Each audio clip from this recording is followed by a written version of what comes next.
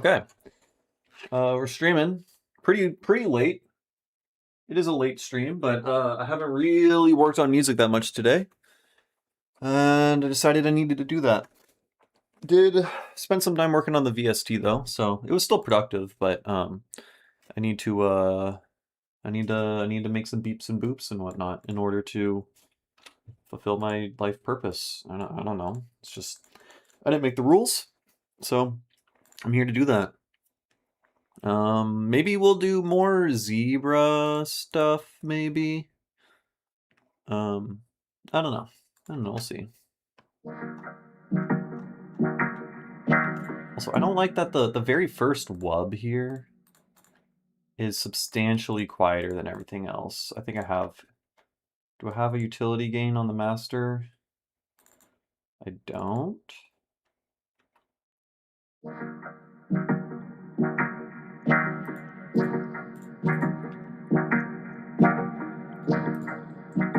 Is this guy?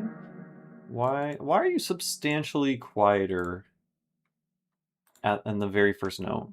You know, like I don't.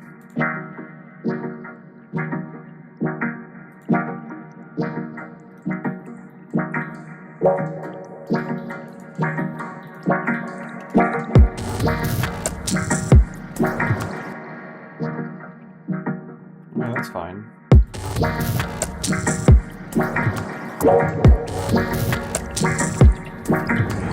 Okay, I think we can spice up this intro a lot more, like, in terms of the bass, because right now, wait. Why is this even here?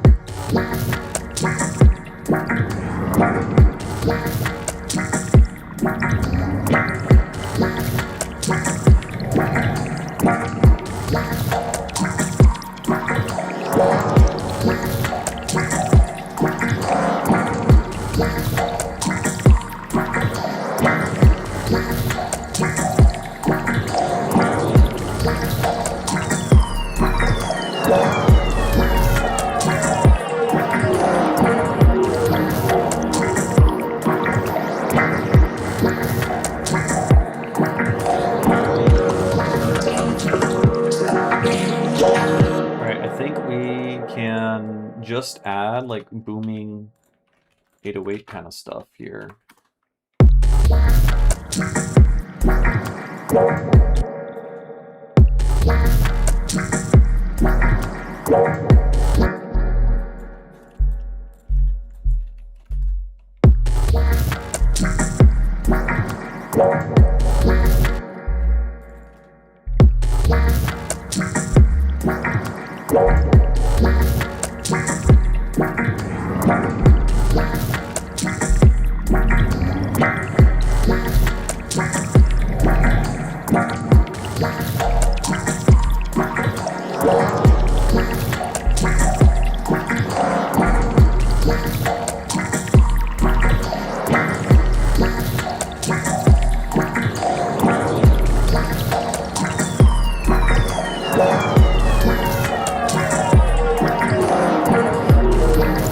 Listening to the song on a walk today.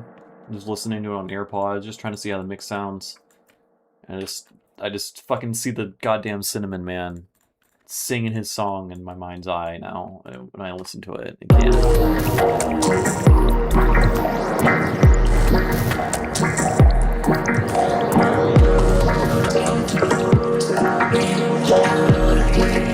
Can we hear? We just go. Just a big ol' pitch bend down kind of shindig. You. And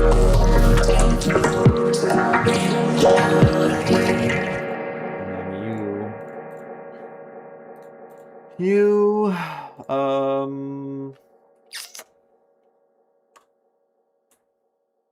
What do I do? Pitch envelope. I forgot. Here, pitch. Okay, so I pitch plus 24. Is that not pitch bend? Yeah, it's pitch bend. Okay, no, it is pitch bending. It's just not nearly as much as I was expecting. I guess we also need to slam the release here. Release is pretty weak, honestly.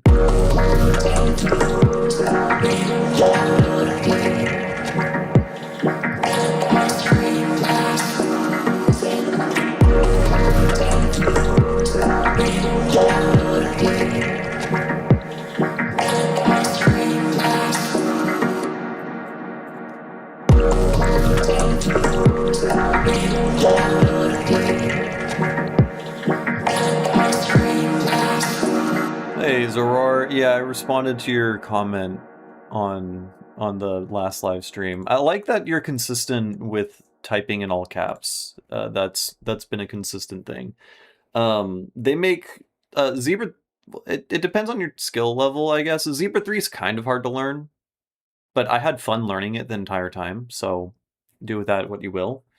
Like it's a little difficult, but I enjoyed the process the entire time as I was learning it.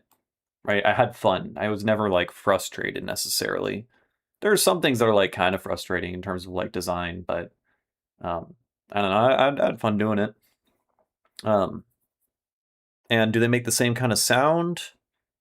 No. Zebra 3 is like tuned, all the like knobs and oscillators and filters and stuff, I feel like are tuned really deliberately, like in a creative sense, such that you can just like kind of twist the knobs and it'll sound kind of crazy and cool. Whereas Serum is more like clinical and precise if you want to be really, really explicit and like positive and completely sure about what you're doing.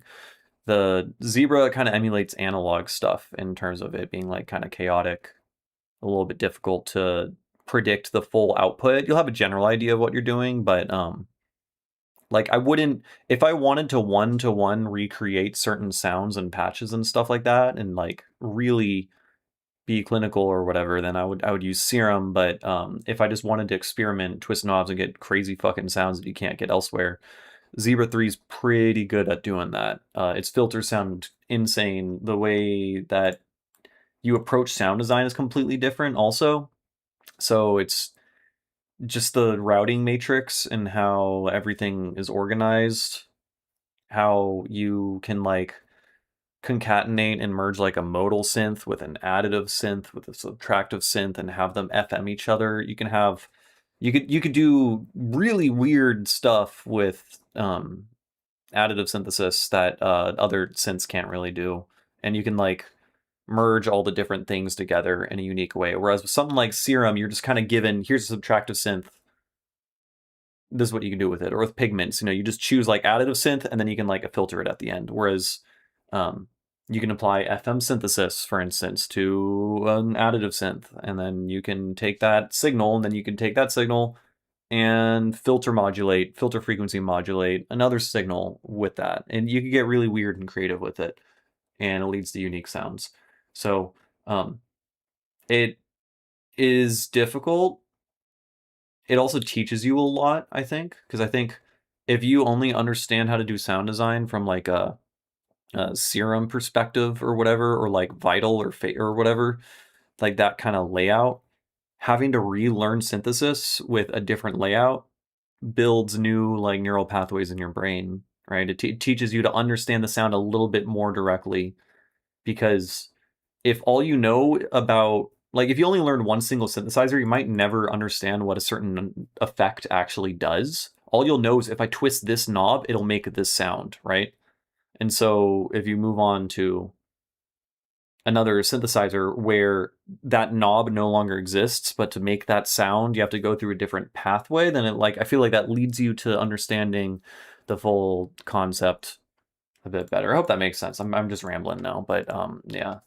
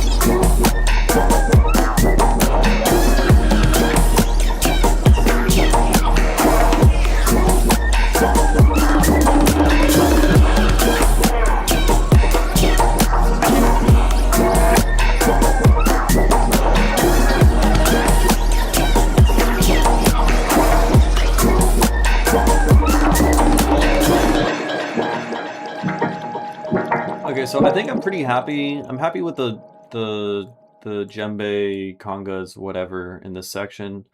I'm not entirely happy with them in this section. Maybe I should mix it differently. I don't know, they like stand out in a weird way over here.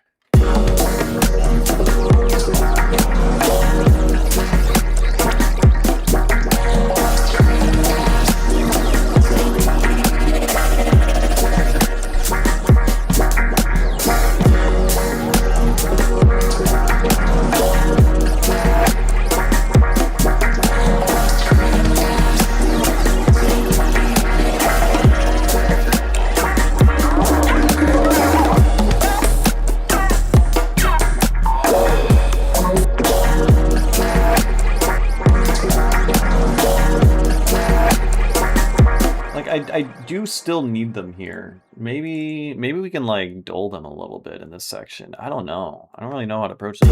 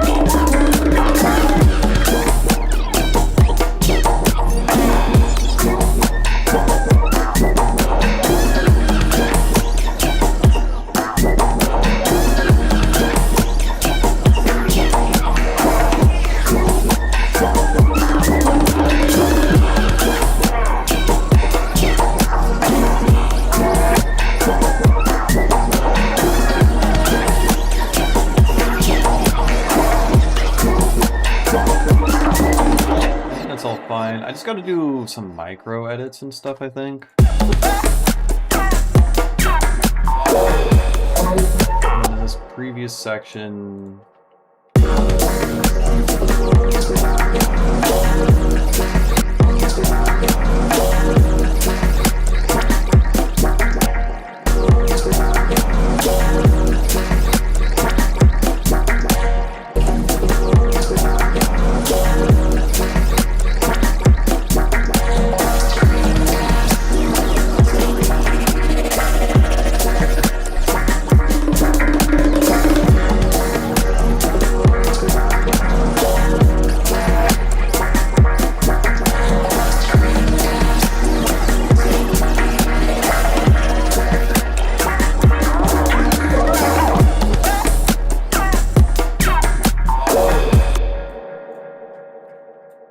Okay, let's just hit him with that.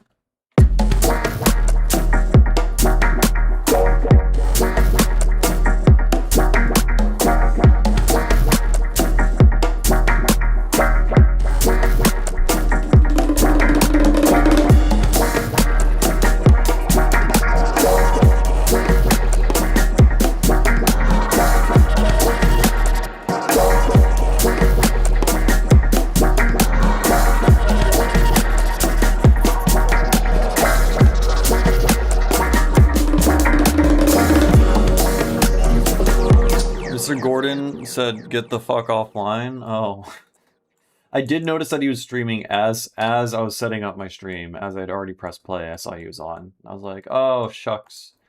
If I had known, I would have had an excuse to procrastinate and not make music." Oh no.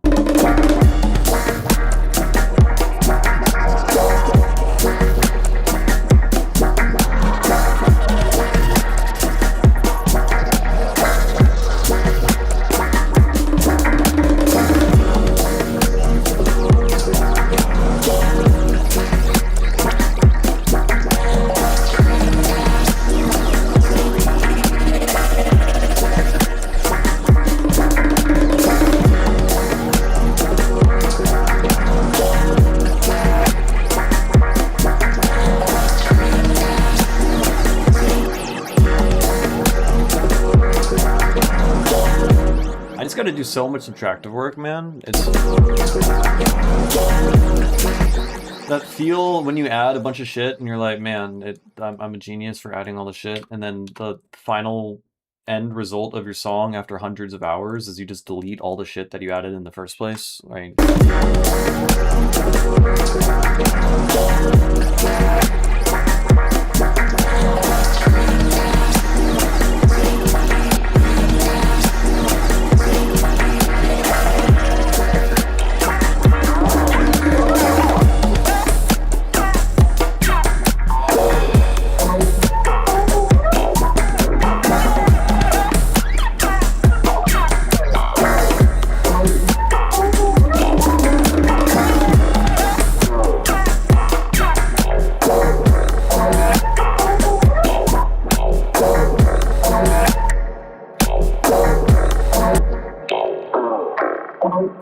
I'm hearing like a weird resonance.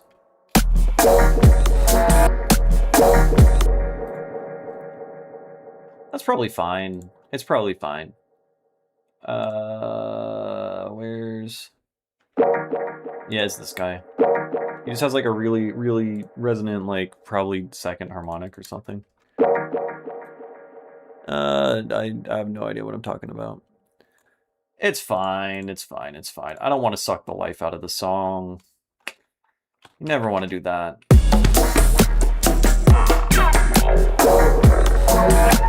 Now I'm just hearing it constantly. Oh no.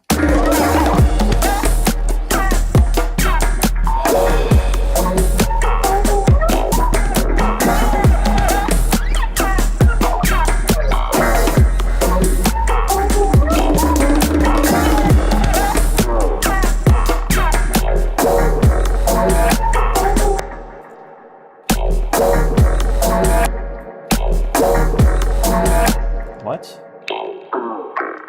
It's not from you? Oh wait, yeah, I already knew it wasn't from you. I don't know why I thought it was coming from you in the first place. I literally just addressed the source of the sound a second ago. How embarrassing. It's just this guy over here.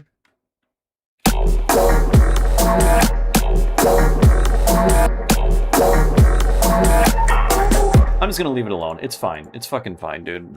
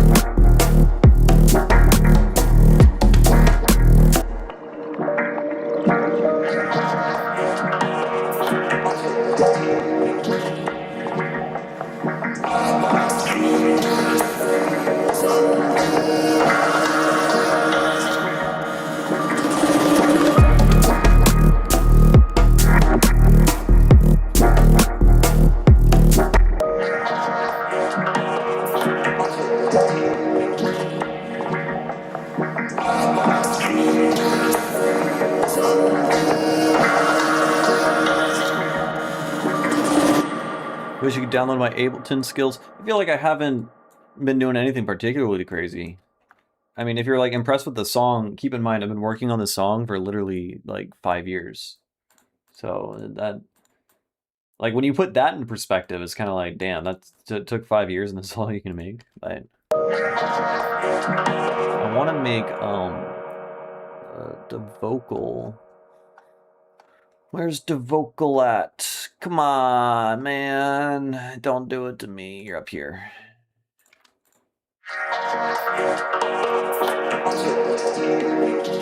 I want to make it more loud, wide, warm, intelligible, but like, how the fuck do I do that with this kind of sound? It's so fucked.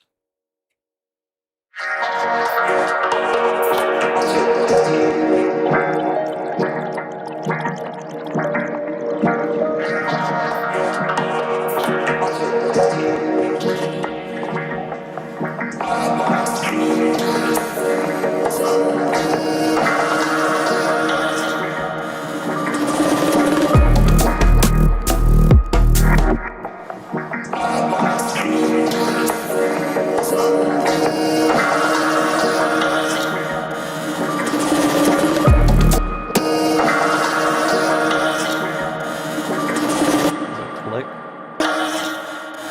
Oh, it's not even from you.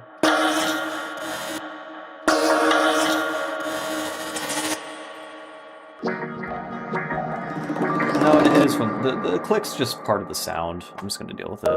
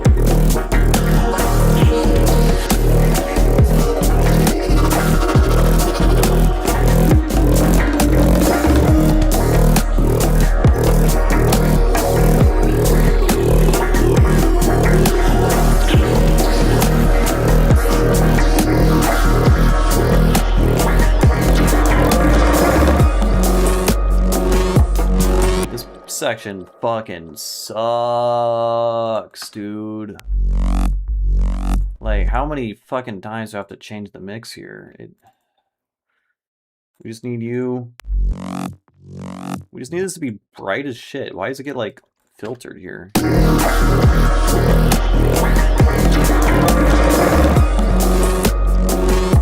Also a click? Yeah, where the fuck's the click coming from now? I mean, there's that. Really? Just...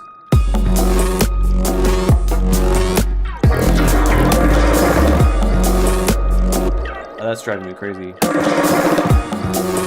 Okay, it isn't from you. Oh, it's from you. What? Is it you?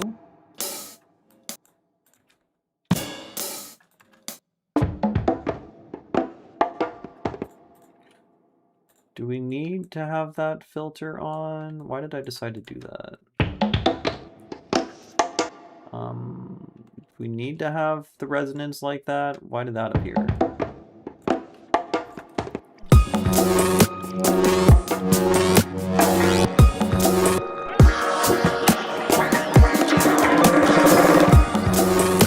I'm going crazy.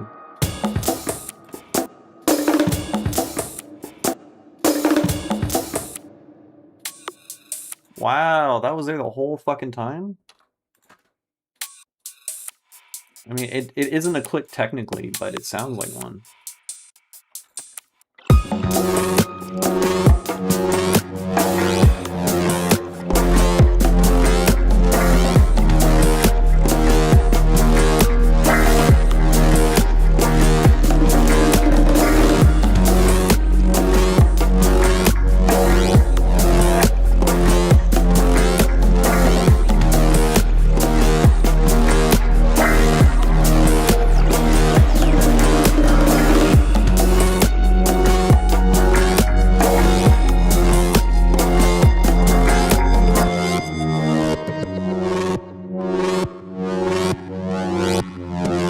Why does it sound like it has a low pass filter on it? I mean, it clearly doesn't, but.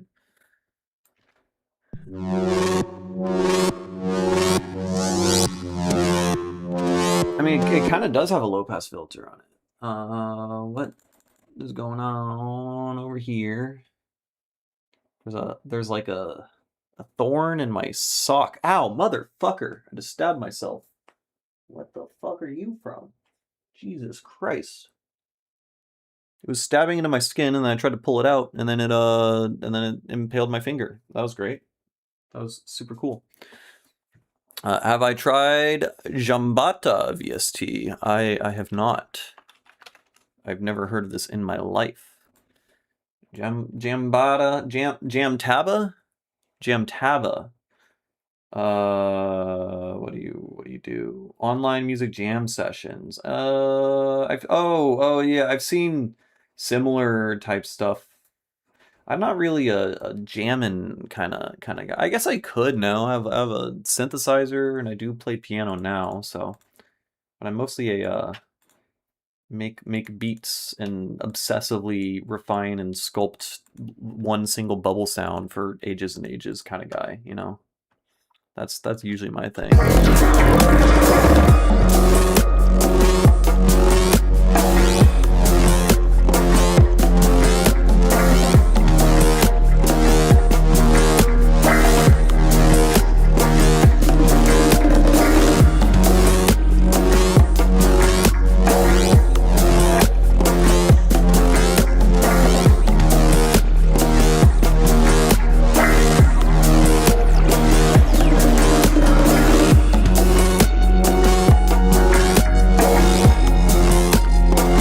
I don't know what I did to fuck the sound up. Where's the... I guess it's all being sent out to this guy.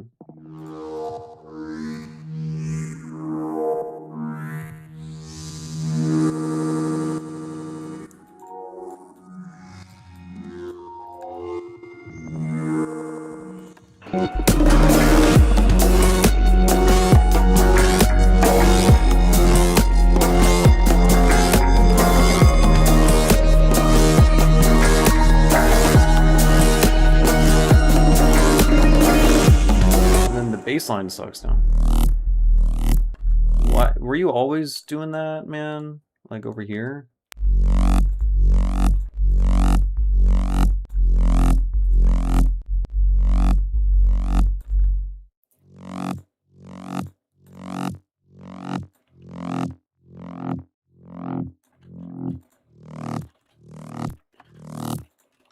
I don't know.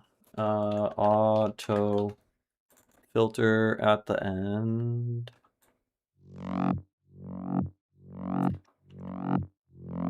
Dude, my foot and fingers still hurt from the fucking thorn. Like I got.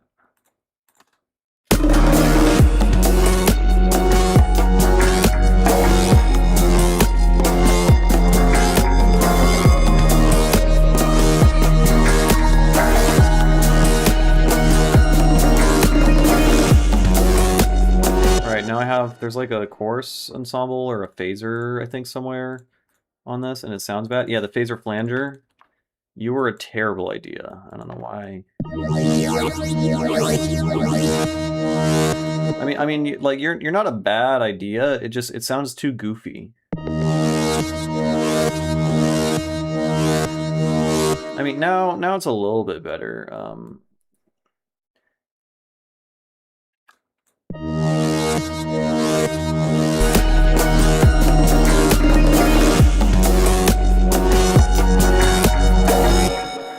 If I could make a course to take you from knowing absolutely nothing to my level, you'd buy it immediately. I mean, okay, a lot of what it takes to get to my level is just practice.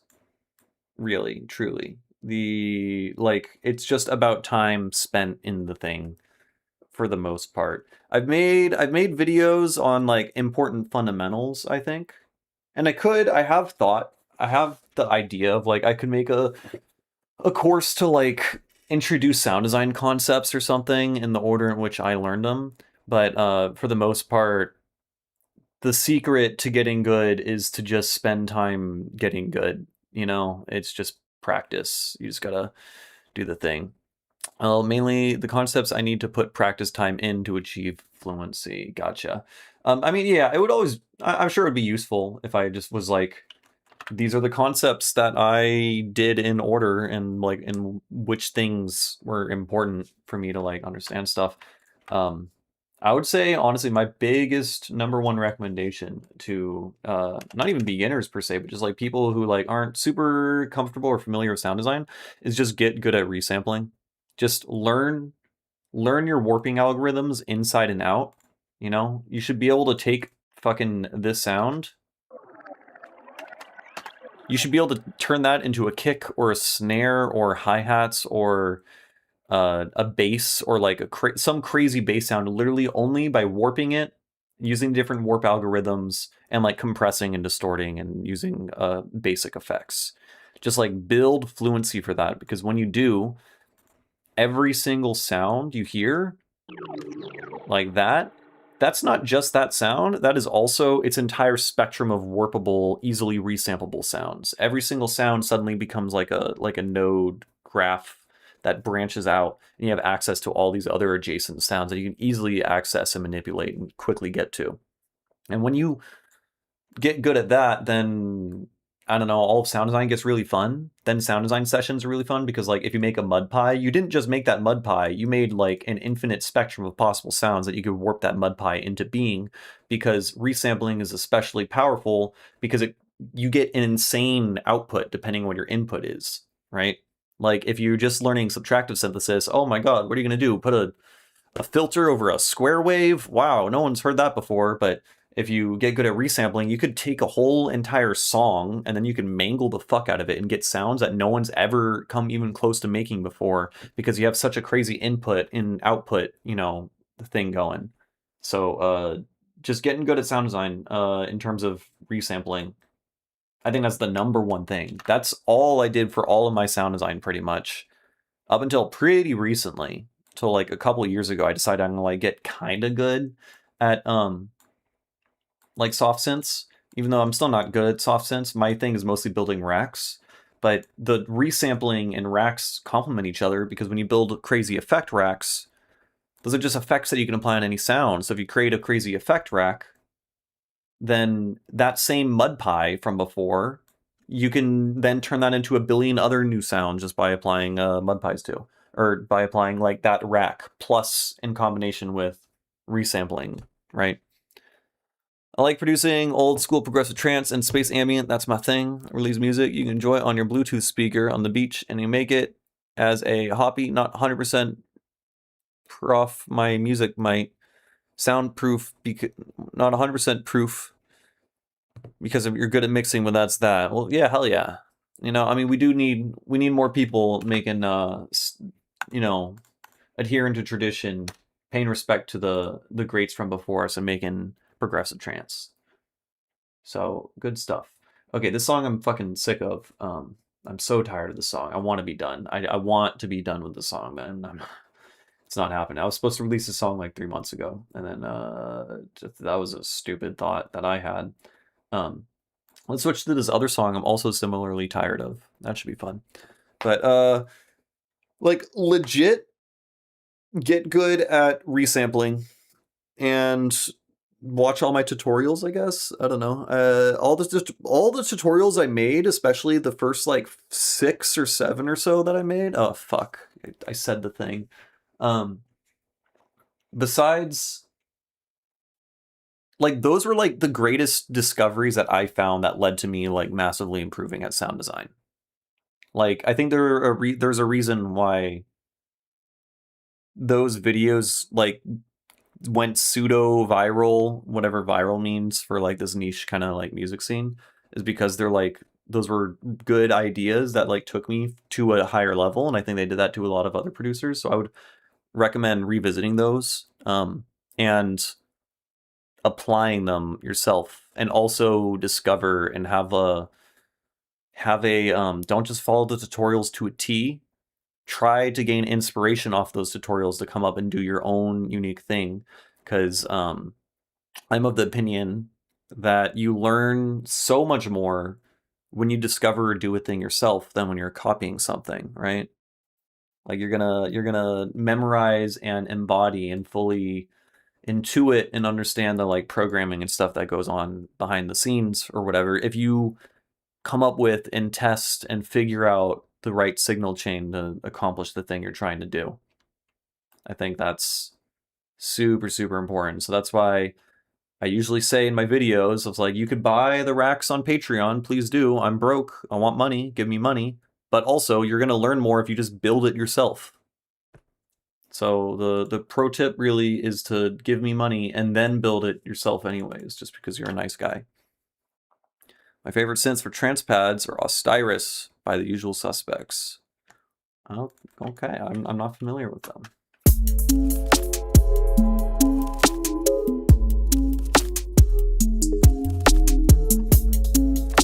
I don't know how to make there's no way to make sine waves, just single sine waves sound good.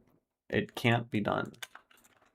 That's a lie. I've made it work before, but every time it's just a fucking nightmare, and I lose my mind. Let's maybe just like layer it, you know.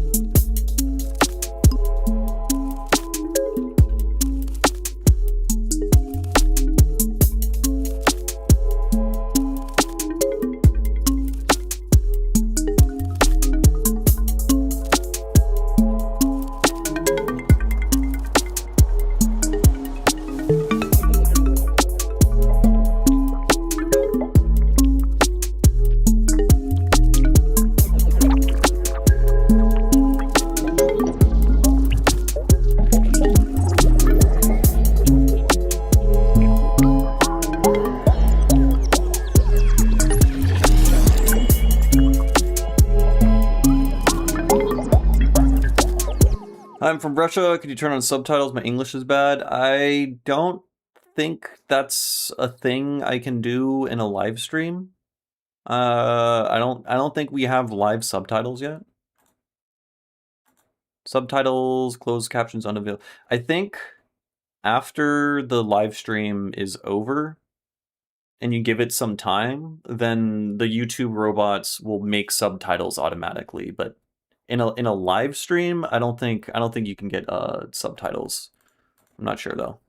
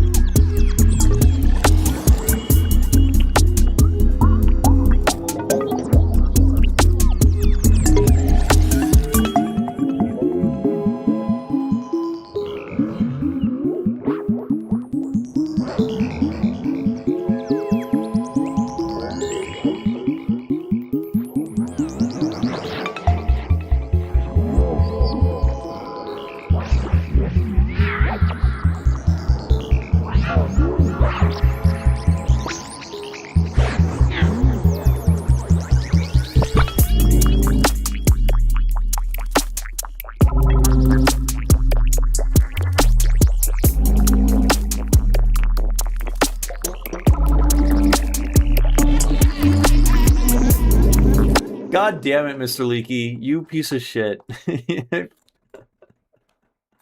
Forgot. I hope he's still here. I forgot he made me put fucking witch laughs in here for no reason.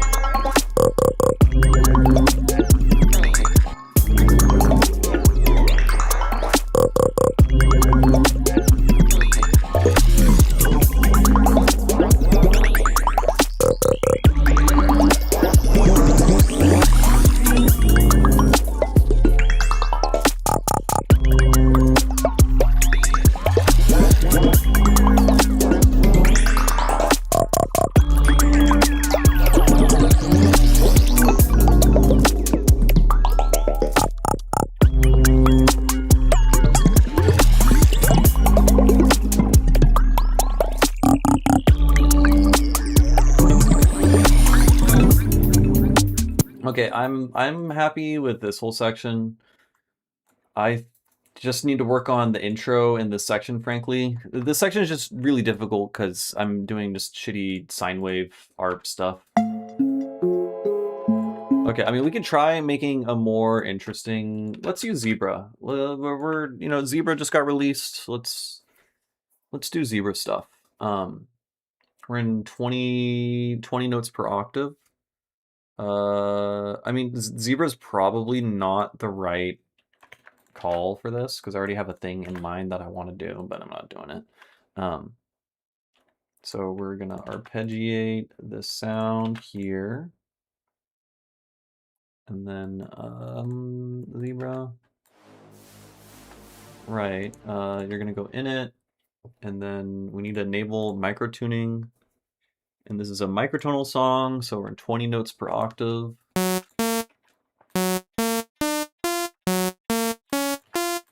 I forgot I have to tune this.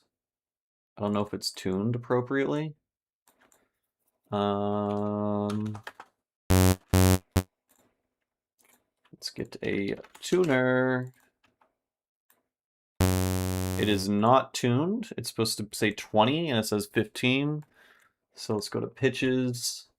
Shit, this is gonna be really annoying. Pitches.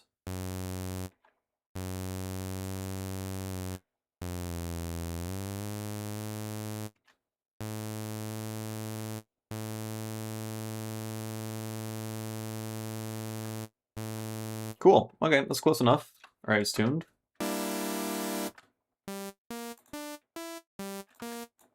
Okay, so we have this kind of thing going, and then we want to...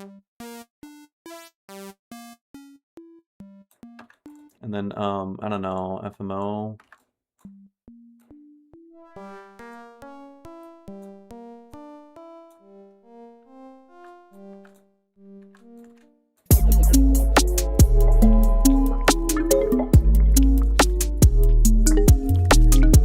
Is this not playing the same fucking pitch? What's going on here?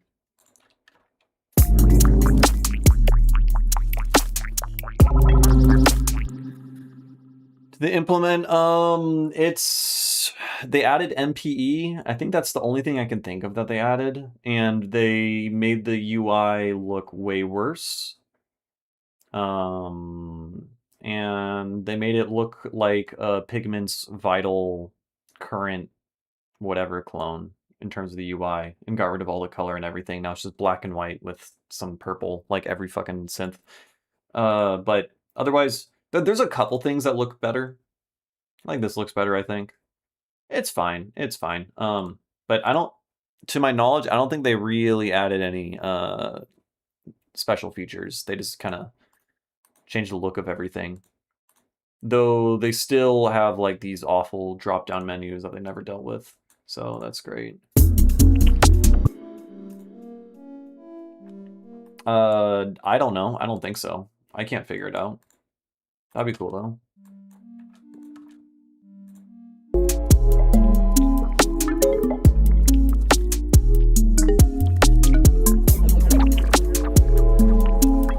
Why is this out of tune with this thing? I don't understand. This is down 3 octaves. We're just playing. What's your deal, bro? What's going on?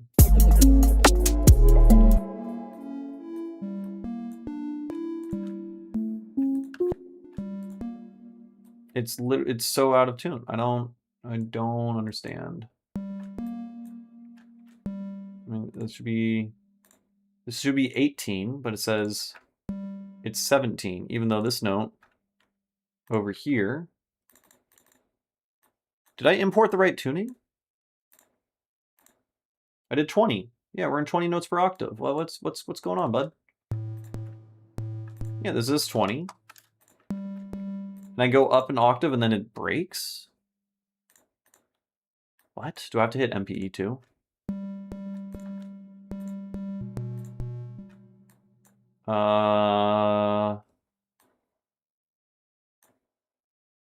What's going on? I'm sorry, what?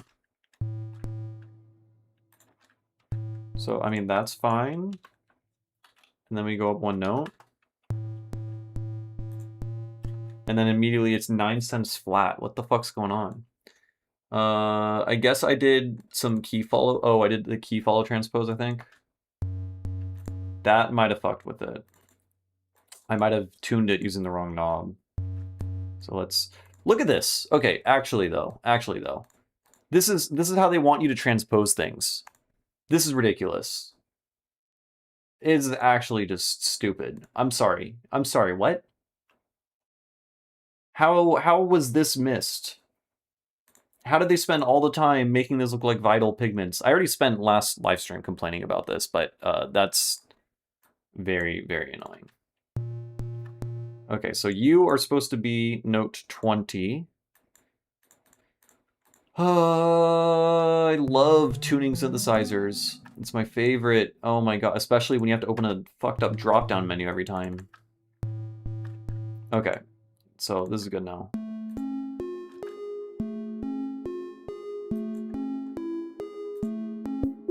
There we go. Okay, it's tuned. All right, we did it, folks. We did it. That just took forever.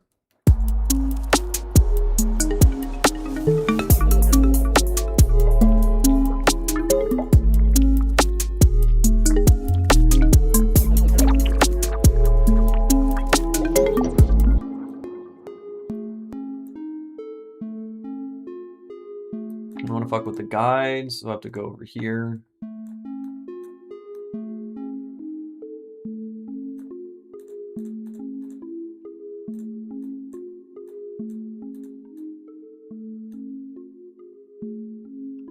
Okay, we can do something kind of silly like that.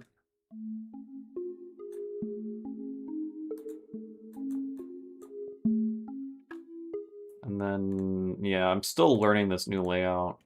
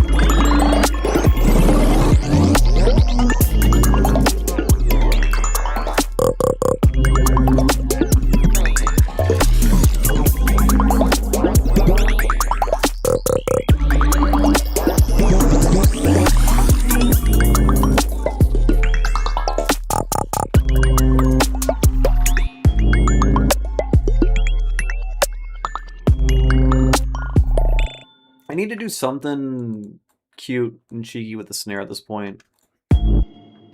Because the snare kind of sucks by itself, and like in this section it's just completely by itself, you know?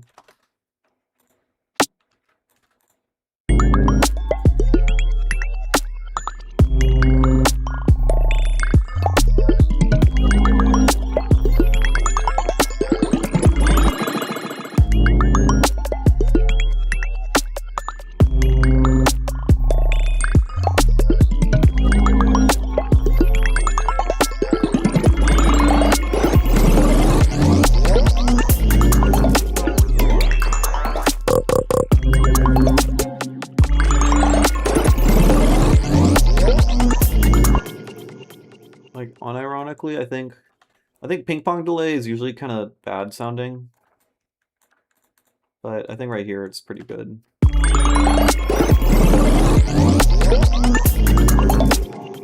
And then let's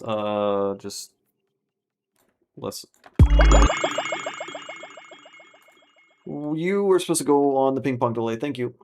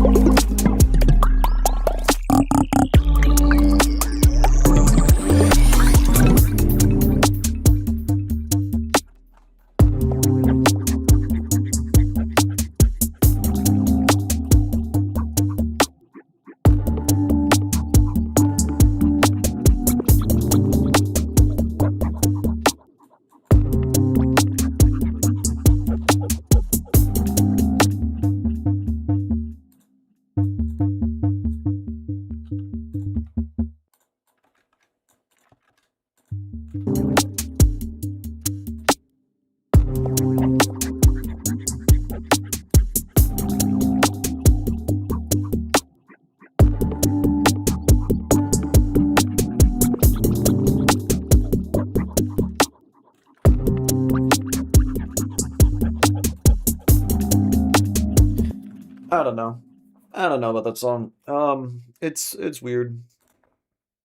We'll just keep chipping away at it. I added a big layer in the beginning half, so that was probably good.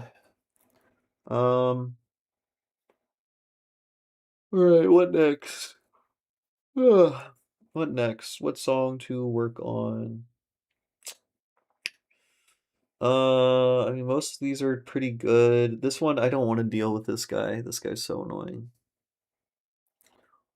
So annoying.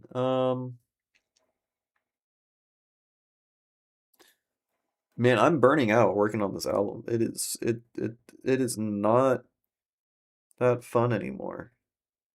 I'm gonna be honest. Let's do this one. Sleepy time. Yeah, it's about midnight. We're getting there. Haven't been streaming for very long though.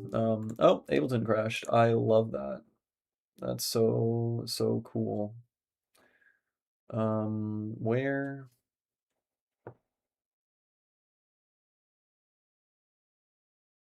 And this one, this guy, please, please. And then you have a quick question? I have a quick answer or a long answer. I tend to yap a lot when people ask me questions, so be prepared. Da.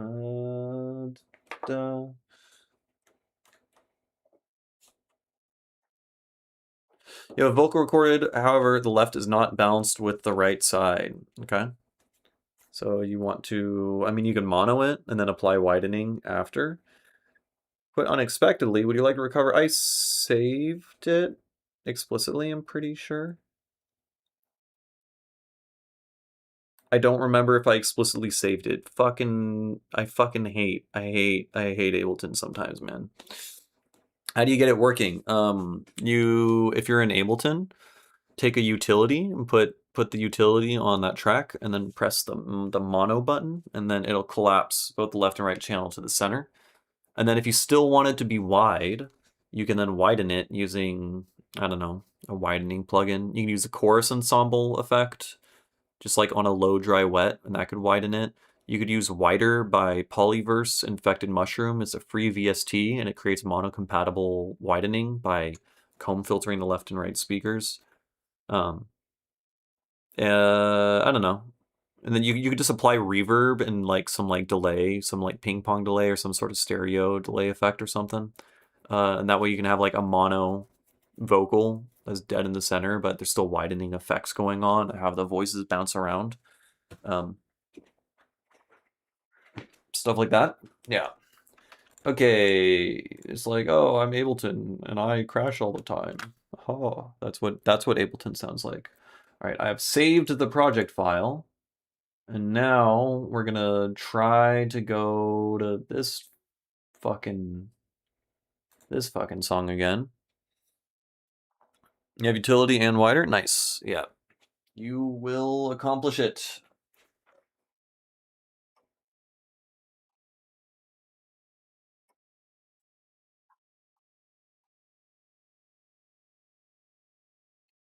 We can turn this guy on.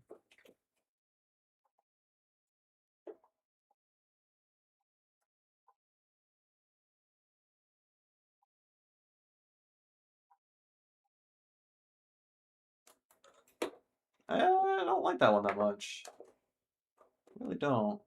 And then give me.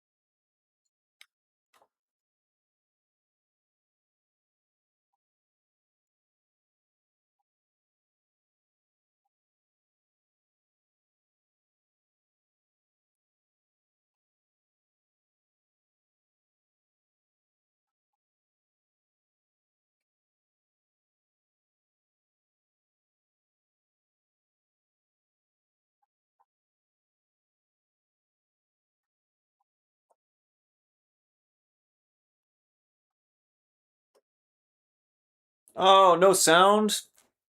Hate it here. I know why that's the case. Wait, do I know why? Hold on. No, I can't hear that either.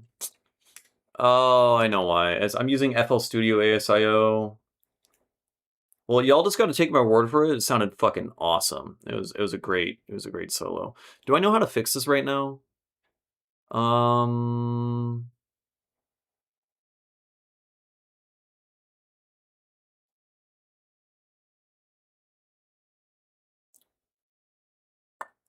I don't know how to fix this right now. Well, all right. Well, you guys get one silent concert. I hear they're all the rage. Didn't that one guy, John Cage? He did like a famous piece called like 4 minutes and 33 seconds. And it was just silent, and everyone's like, "Wow, that's that's philosophy right there. It really makes you think." You know, some shit like that. That's what you get. Um, Let me have my master out. Why the fuck are you not working right? Oh, you know what? Maybe I can fix it. I think I can fix it. Hold on. No, I think I'm just being stupid. There we go, I fixed it. I was just being stupid. I know how to fix it. Incredible. Well, now that I just talked up it being a silent concert, I feel like I shouldn't go back and play it now. All right, we have this song now.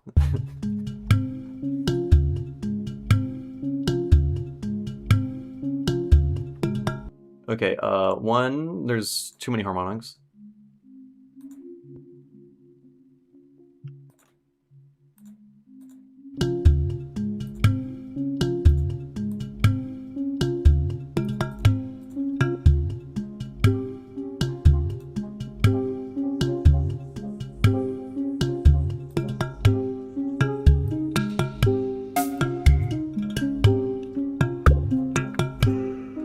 I feel like I gotta increase the reverb amount over time here.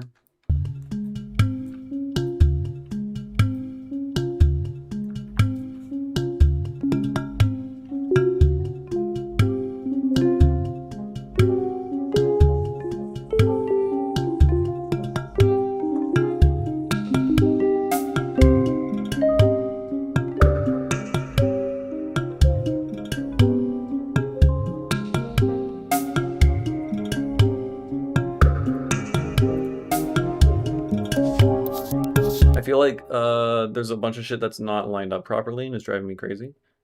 We're in C sharp minor. Okay, that's what we're in. What's going on?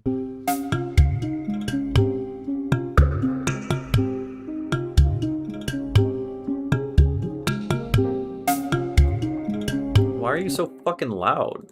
Who did this to you?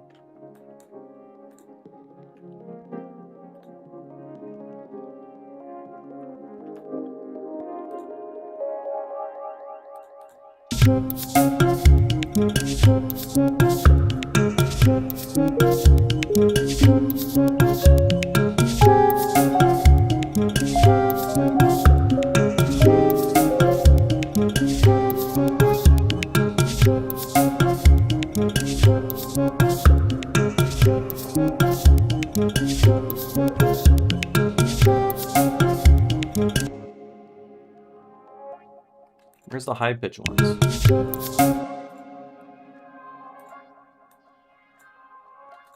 I don't like how wide it is.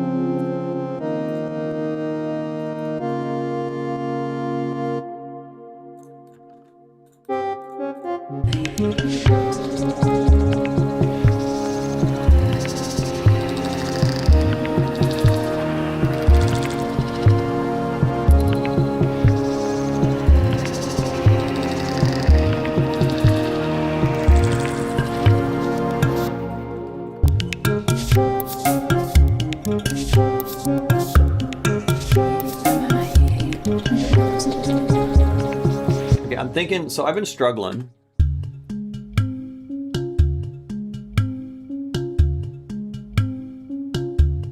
On like the timbre of the tones in the intro.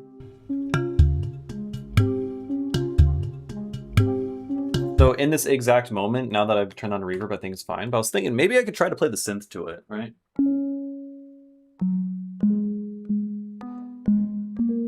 I don't know what I'm playing though.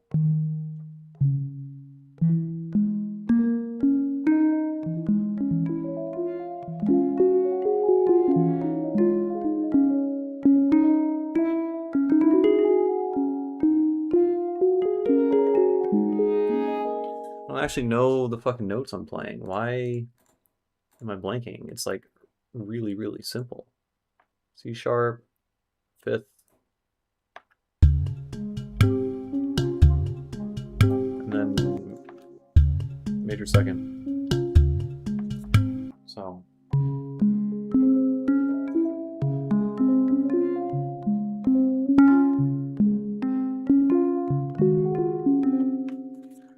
Okay. Let's go in, exit in. It's exploding. Why are you exploding? Options, setting, input config. I've never actually done this with mono inputs. You want me? I don't know how this works. Hardware setup. Default input. Focusrite. Yeah. Right? Are you saved? You are saved. Okay, I think it's saved.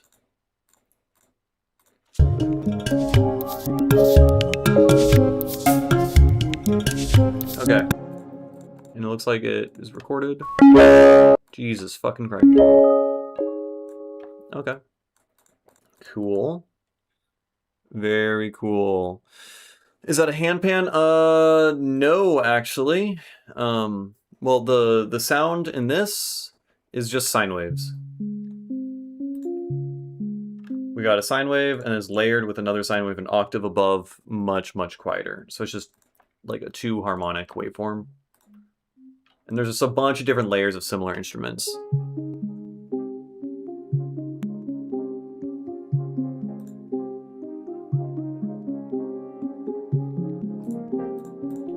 This is all done in operator and wavetable, which are just stock Ableton stuff. And then because I'm cheating, so FL Studio ASIO, I can't remember exactly. I was just reading about it earlier. They have, it's not like a real output from audio interface ASIO, but it basically they did really good software engineering when they made the drivers or the whatever, the ASIO thing for FL Studio. And using that, I can still directly use my Focusrite and use less CPU than if I was using MME DirectX while also live streaming. Normally, like if I want to just use my straight audio interface, I cannot live stream at the same time because it directly outputs sound. And if I want to live stream, I need to put something in between the sound card and the sound output, right? And so if I use an audio interface output, I cannot live stream. But FL Studio ASIO is like not actually directly putting out from my sound card, but it does it. I don't know. It basically, it's like a step down from going straight out of my sound card, but a step above MME DirectX. And I don't know, they did magic software bullshit, and the FL Studio one works, so you can still download the FL Studio ASIO and get it to work in other things. It's just basically a workaround so I can live stream at the same time.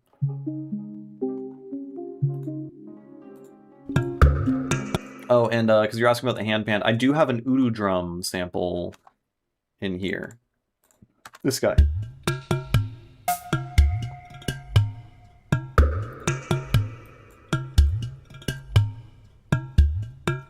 which is just, it's like a clay pot with a hole on it, and if you like hit the hole, then it goes boing, and it sounds cool.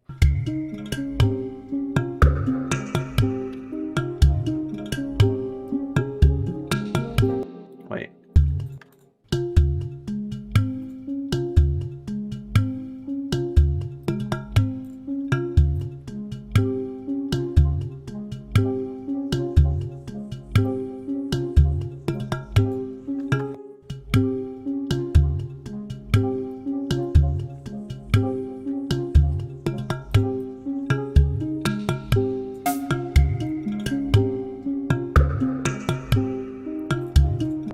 Udu, I don't know where I got it, but I have an Udu drum actually somewhere in my house. But there's a lot of really, really great like Udu drum solos. Udu drum. Nadi Shana, this guy's one of my favorite percussionists. He's probably my favorite percussionist, hands down. He's like my idol when it comes to percussion.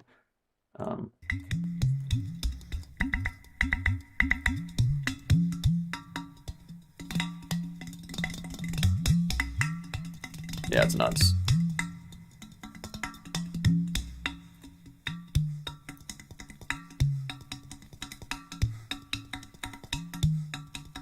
Yeah, he's friggin' crazy with it. Here's he filled the drum with water, so if you splash it around, it starts pitch bending.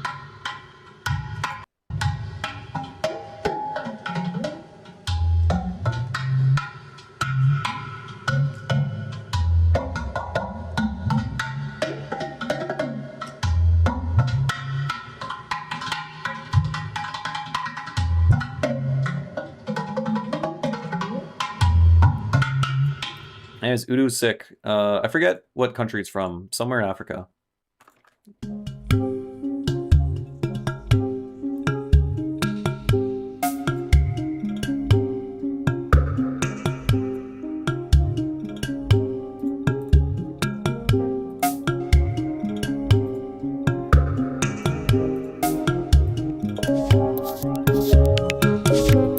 I forgot to record it out, 2 of these. So I want to also... Let's also try just recording...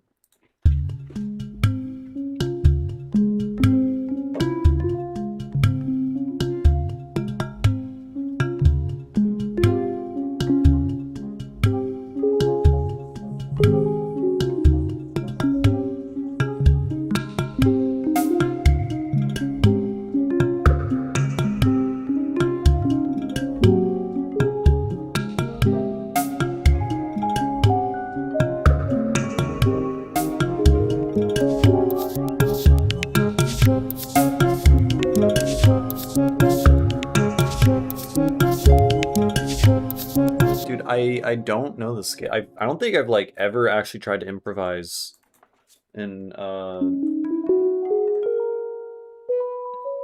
C sharp minor. I mean, it should be really easy. It's all black notes.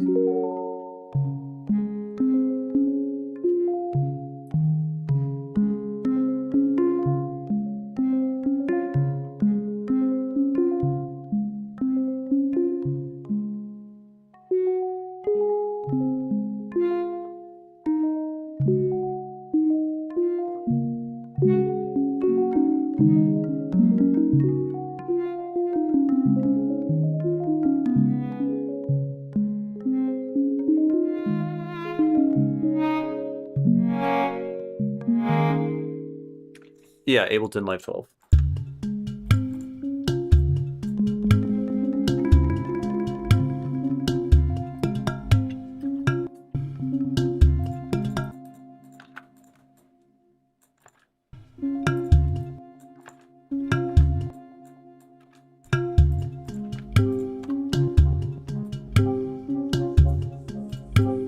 I have to like actually learn how the fuck to play this. For whatever reason, like you think this is simple.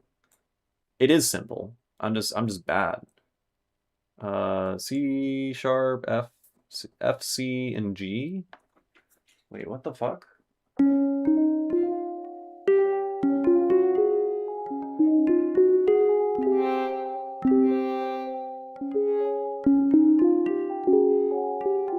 Oh, so it's C sharp Lydian at that point.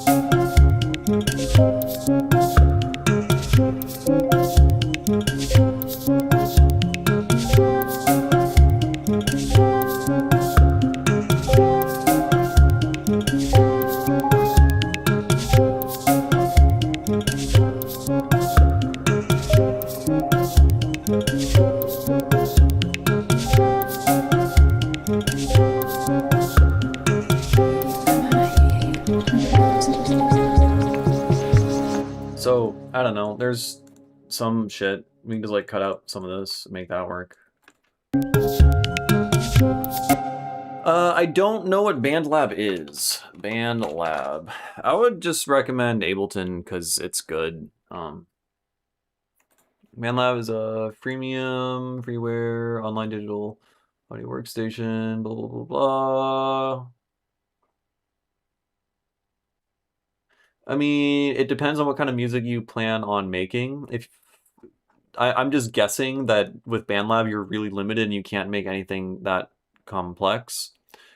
So you tried FL Studio and you didn't understand it, everything's very different. I mean, that is going to happen for whatever DAW you use. I do think FL Studio is kind of shit and how you learn it. I feel like Ableton felt much more intuitive when I learned it, but also I've been producing for like 8 years. So I don't know. My perspective is pretty far removed. If you're now, Ableton is pretty expensive. You can always just pirate it, frankly. I mean, I'm on the like don't pirate things, but like if you're trying out DAWs and you don't want to commit to spending hundreds of dollars, like pirate it to start and then pay for it later. Otherwise, if you're a student, you can get a student discount and it costs like, I don't know, half the price. I can't remember how much it is. Like it's something crazy, like $300 instead of $700 or something. So that's an option. But I would recommend Ableton. But again, it depends on the type of music you're trying to make. If you like, I know people who've been using GarageBand for ages and accomplish a lot with it, frankly, because they record their own instruments and just like layer vocals and stuff like that and don't do anything that complex. I think if you want to dive into sound design and like composition and mixing and mastering and like production and like if you want to produce like complex electronic music and stuff, then I think Ableton's the way, specifically because one, I'm using it, so I'm biased, and two, most electronic producers use Ableton. So like if you're making hip hop beats, then like FL Studio has like a very large culture for that kind of sphere. If you want to make like dubstep and glitch hop and drum and bass and techno and all that shit, then Ableton has that audience in mind. So there's like so many resources that are Ableton specific. That's me. I'm the resource. You could watch my tutorials. You could buy my racks and my sample libraries and whatnot. And that'll be immensely useful. I know Bitwig is also supposed to be pretty good. Again, it depends on what you're trying to go for, but in terms of just raw resources, Ableton has a crazy amount of resources, and I think it's pretty intuitive and easy to pick up, and it's super powerful. And I don't know, I prefer it. I prefer the look of it to other things. But again, I've only used this, so I don't know. All right, there we go. Mum Carpet says they've been using FL for 5 years. Transition to Ableton. Ableton's the way to go. Yeah. I feel like I don't know. I used FL Studio for like a week, and then I was like, this shit is miserable. And I tried out Ableton. I was like, oh, this makes way more sense. So I lack the perspective, but despite saying that, trust me, bro, Ableton's the way. Reaper is free, and I have seen people use Reaper. It looks super limited and painful to use, frankly. I don't know. I wouldn't recommend Reaper personally, but I haven't used it myself. I haven't seen the like potential or whatever, but yeah. I've not used Logic. I have not, and I don't really know much about it. So I don't know. I think again, it really depends on what genre of music, what you're trying to produce, where you're trying to go, like what your ambitions and stuff are, because then you can really take advantage of like the communities, the YouTube tutorials, all of that, for the DAWs. Like if you're like a mixing engineer, I want to say I think Logic is really, really popular for like mixing engineers and mixing and mastering studios. It's like an industry standard for whatever reason. But I think that's starting to change, or that's been changing. Why can't I change the... Oh, weird. Run triplet grid. What the fuck is going on? I can turn that off. I'm hitting Control 1 and 2 should be changing the adaptive grid. There we go. There we go. That was weird. Anyways, go Ableton. Yeah.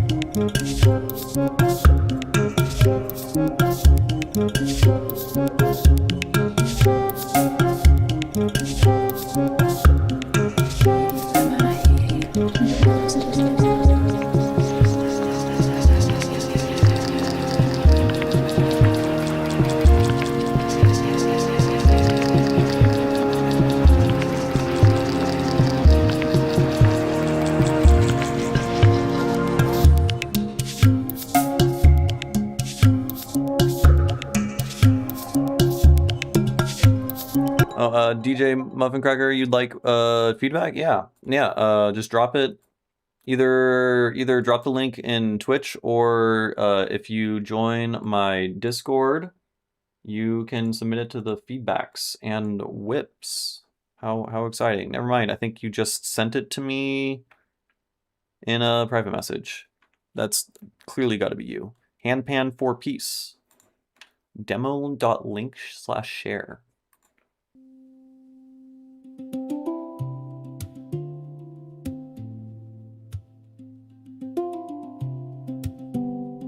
What is his website?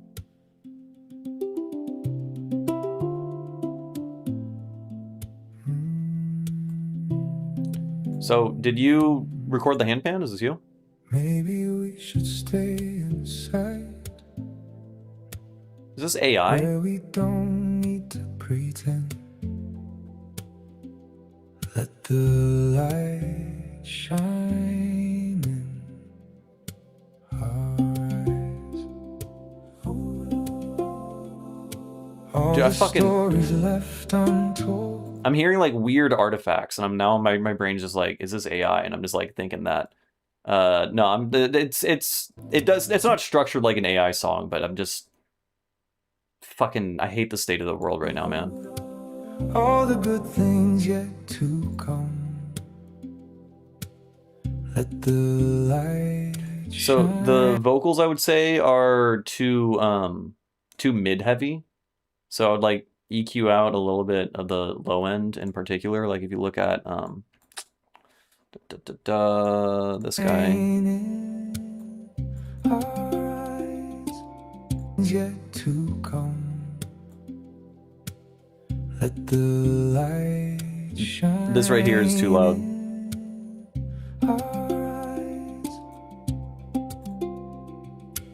So hold on.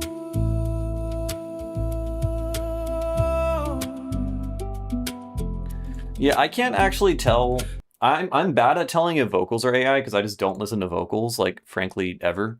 But I was thinking it because, yeah, it was just the super auto-tune sound just like threw me off, I suppose. And also there's some weird transients in the in the handpan. So maybe that's like you have a clipper or something. Like if we hear.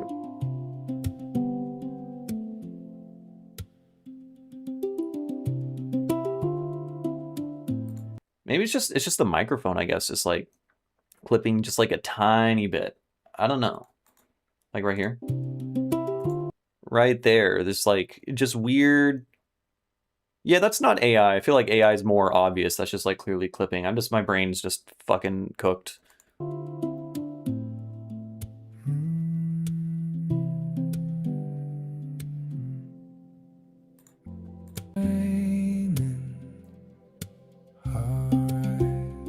All right, I'm giving terrible feedback right now because I'm literally just trying to. I'm just thinking about transients and AI and bullshit.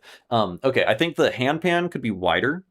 Right now, it feels like the whole handpan is just panned to the left, and then the vocal is in the center, and so you can address that by widening the handpan such that basically you just want both sides to be kind of evened out.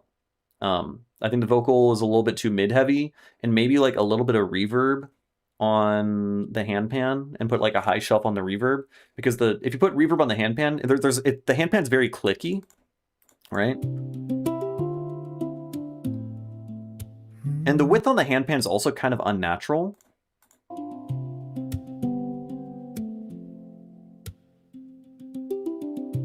Like when it goes da da da da da, I'm hearing it like kind of bounce around a little bit while it's still kind of concentrated on the left. I don't know.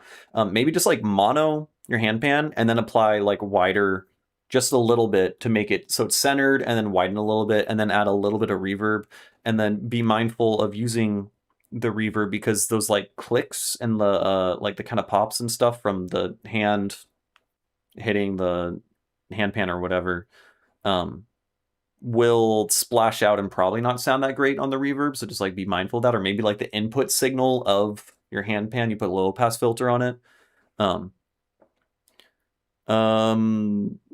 Could he be using? Well, he said he's using a VST for the handpan, so it's not. I don't think it's AI. I think it's just my brain's just fucking cooked. Just the moment I hear like the vocals, just made me think of AI for whatever reason, just because I never listen to music with vocals in it, and then whenever I do hear it, it's someone being like, "Look at this AI thing." So I think that's what happens. So don't pay much attention to that.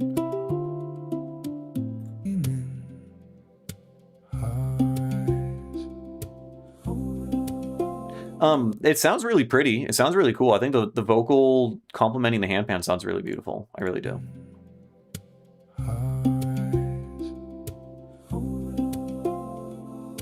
All the stories left untold. Okay, right there.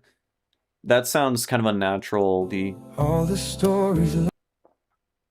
Is it distortion? All the stories left. The vocal sounds kind of like slurry. It's like kind of got the Sean Connery, all the stories. All the stories left. And I think that's just distortion. So maybe just like watch your levels on the vocal. Put compressor. There's a streamer on Twitch that does AI song feedback. Is that really a thing? I mean, I guess that makes sense. There's a large community of people doing that. Stories left untold. Okay, so I think the greatest thing you could do to fix the mix here is compression on the vocal, compression on mostly just compression on the vocal, I think, and then compress both the vocal with the handpan a little bit afterwards to like master the song. You just want the dynamics of the vocal to be a lot more consistent, just because it is like pumping in volume, sounds like it's clipping at different points, and then at some points it's quiet, and then the mids are really heavy. So compression will just make it more consistent in volume, especially because the vocal is the most central element of the entire mix, right? So that's going to be the loudest thing, and you want it to be kind of audible the whole time. You don't want it to be so overpowering that it's causing other problems in your mix. And then center the handpan, maybe make it a little bit wider or something. Maybe a de-esser on your vocal. Let the light.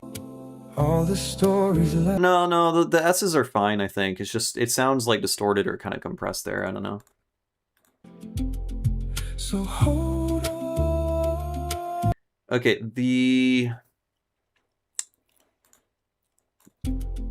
So hold on. the snare sound of the handpan hitting the thing is very like flammy.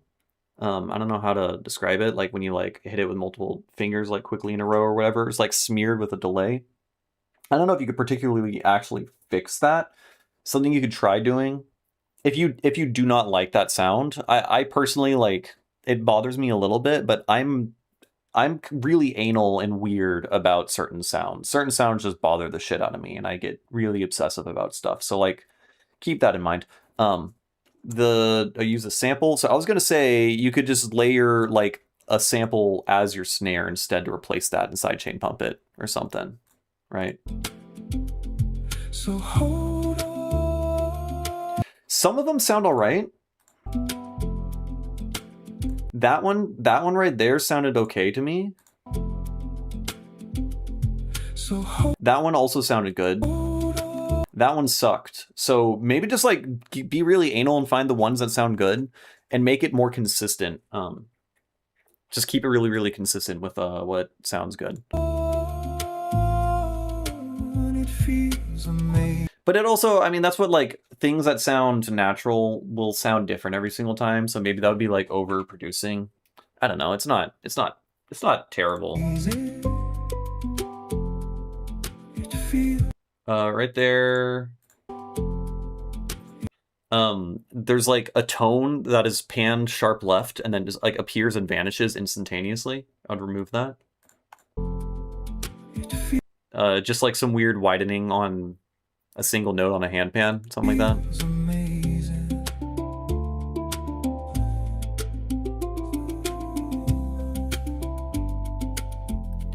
I'm not. So my beef with the handpan sound is there's just a click on every single note. Like on that little riff there, the da na na na na na na na na. There's a click on every single one, and I want the clicks to only happen on the like the beats, you know? Like so maybe you can adjust it in the handpan VST and you can change the attack. You could try, this could be cool. You could try automating the attack to increase to remove clicks on particular notes. So the more melodic stuff that isn't the central beat, you could remove it.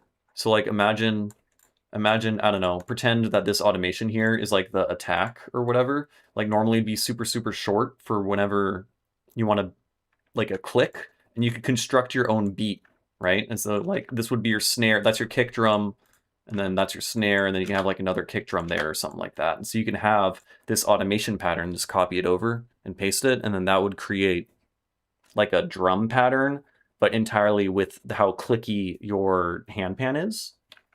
That's an idea. But as it stands, I'm not a fan of it. It's distracting and takes away from the timbre and the beauty of the melody a little bit, I think. You could also fix it by just straight up putting a fucking low pass filter on just that melody. You could just cut that melody out and like put a low pass filter on it, add a little reverb or something. I don't know.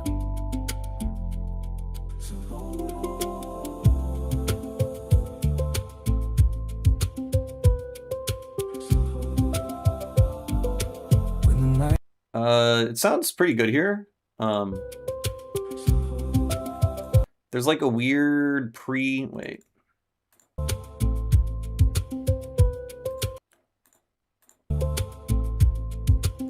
There's a lot of like little bits that are just hard panned just for a moment. Makes it kind of clicky. Like right here, like on the kick drum, there's something that is like hard panned to the left again. So just like watch out for stuff like that. Just like right there. Also, it sounds like when you say "so hold on," it sounds like they're going like they're like slurring or what's the word? There's like a lisp or something like that comes right before the word actually comes in, like right before the beat. So you can just cut that out. Just like you're like inhaling probably, and maybe this getting like compressed or something or something like that. when the night's all around us. The background vocals are very quiet relative to the main vocal.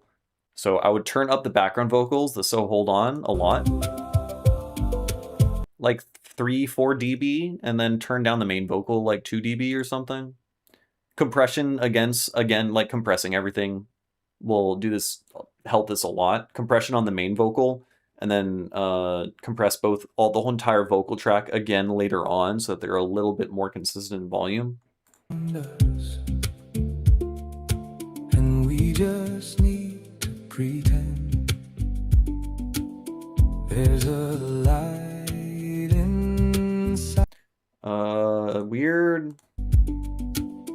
There's a light. Again, weird panning stuff. The vocal is like shifting a little bit. I don't know, some weird auto tune. Maybe you're using wider, some like comb filter widening plugin or something.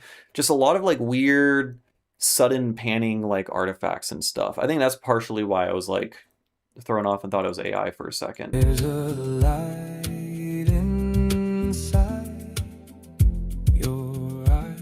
Okay, yeah, I think it's wider doing that. Because wider, like a single sine wave can be panned hard right. Like if you, something good, honestly, is throw wider at like 200% wide and just do a sine sweep and just listen to what's happening to that sine. And it'll just get panned all over the place as you're sweeping it. And that's what it's doing to your entire frequency spectrum. So sometimes when you have like a dynamic pitch movement or whatever, like your fundamental in that moment is like drifting down like a cent or something and goes into a part where the comb filter pans it hard left. So keep stuff like that in mind. How do you do the sine sweep? I mean, if you could just take, I don't know what DAW you're using, but you could take any synthesizer that can produce a sine wave, right? So we got like this guy, and then let's apply wider using Live 12. Okay. So notice I just applied wider to this. Now it's panned to the right, and the reason why is because there's just different comb filters. Professional mixers like Gregory Scott just automate the volume. Automating the volume is also good. I would recommend a mix of using compressors and volume automation, because I think compressors can shape sounds in really nice ways, and then you can do volume automation to get really anal at the end. But like as a general, anyways, what Wider's doing is here. I'm gonna set this to this. I'm just gonna wait. We're just gonna pan this all the way to 2 kilohertz.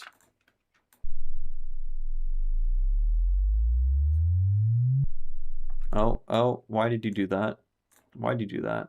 Don't do that, man.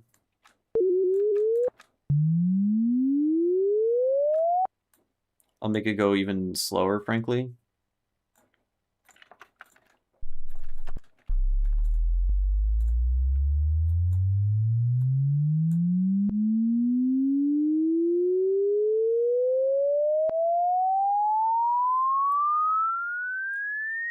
So it kind of sounds like it's getting auto-panned, right? What's happening is every single part of the frequency spectrum is being panned at different points. That's all I was trying to indicate. So it's effectively like you have like a left-right EQ, and we have one EQ doing this, right? And then we have the next one is doing this. And so as the sound moves, when it goes right here, a lot on the left speaker is getting taken away, and then it moves up just a little bit, and a lot on the right speaker. So what's going on there is your vocal has like a large harmonic at some frequency, and then it's like centered, right? And then you change pitch just slightly, and then that harmonic ends up going to a part where it gets panned to the left. And that's why that effect is happening. That was needlessly long, but just explaining why Wider can create those artifacts. Also, the snare sound, I think, should be centered completely. It's like panned to the left. And I hate it when snares are panned at all. Just a moment and then we're gone. There's a light inside your eyes. Sounds, is that Bit Crush? What's going on there? Weird compression stuff?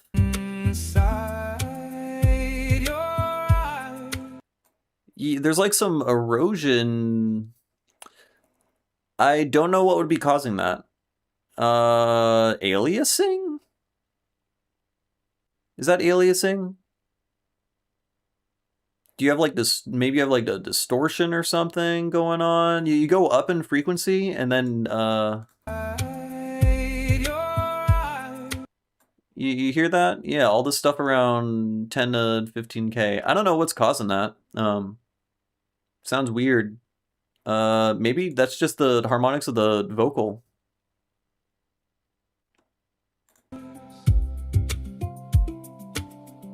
So hold on.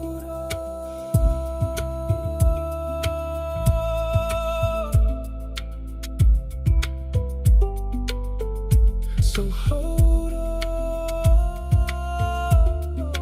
It feels amazing. Man, if this is AI and I just spent the past like 10 minutes critiquing fucking AI music, I gotta...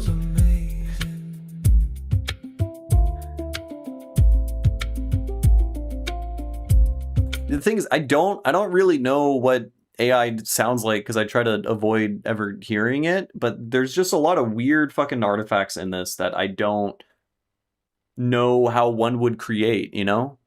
You have compression going on of the visual representation and frequencies, gives a detailed picture.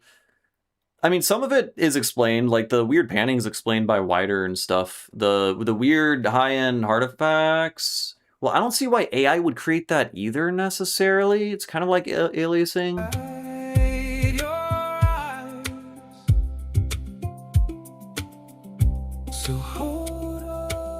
I think the website also being like a AI slop website is also affecting my perception a little bit. Yeah, he says it's not AI. I believe him. I'm just like, I don't know, man. We live in a fucking cook society. If I apologize I apologize for accusing your music of being AI if it's not. If it is, then fuck you, but I don't think it is, and I'm sorry. Yeah. Is stem splitting considered unethical? Nah, fuck it. I don't know. I mean, I advise not doing it because I think for a variety of reasons, but for like pedagogical reasons, I think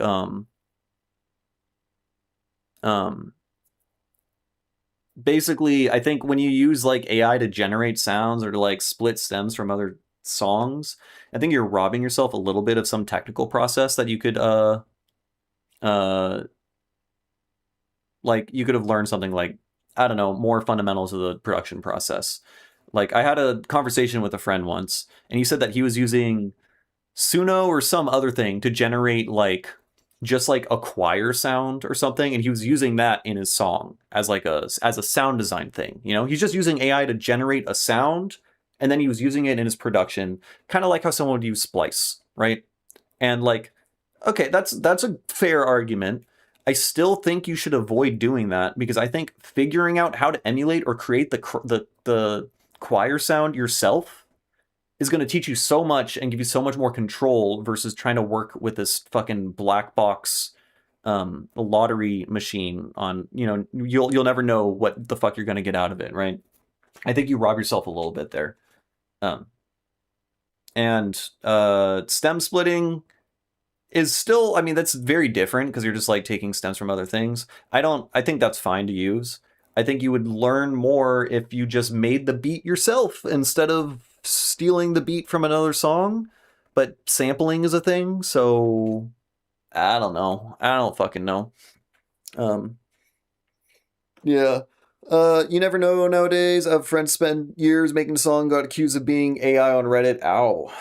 That's fucked.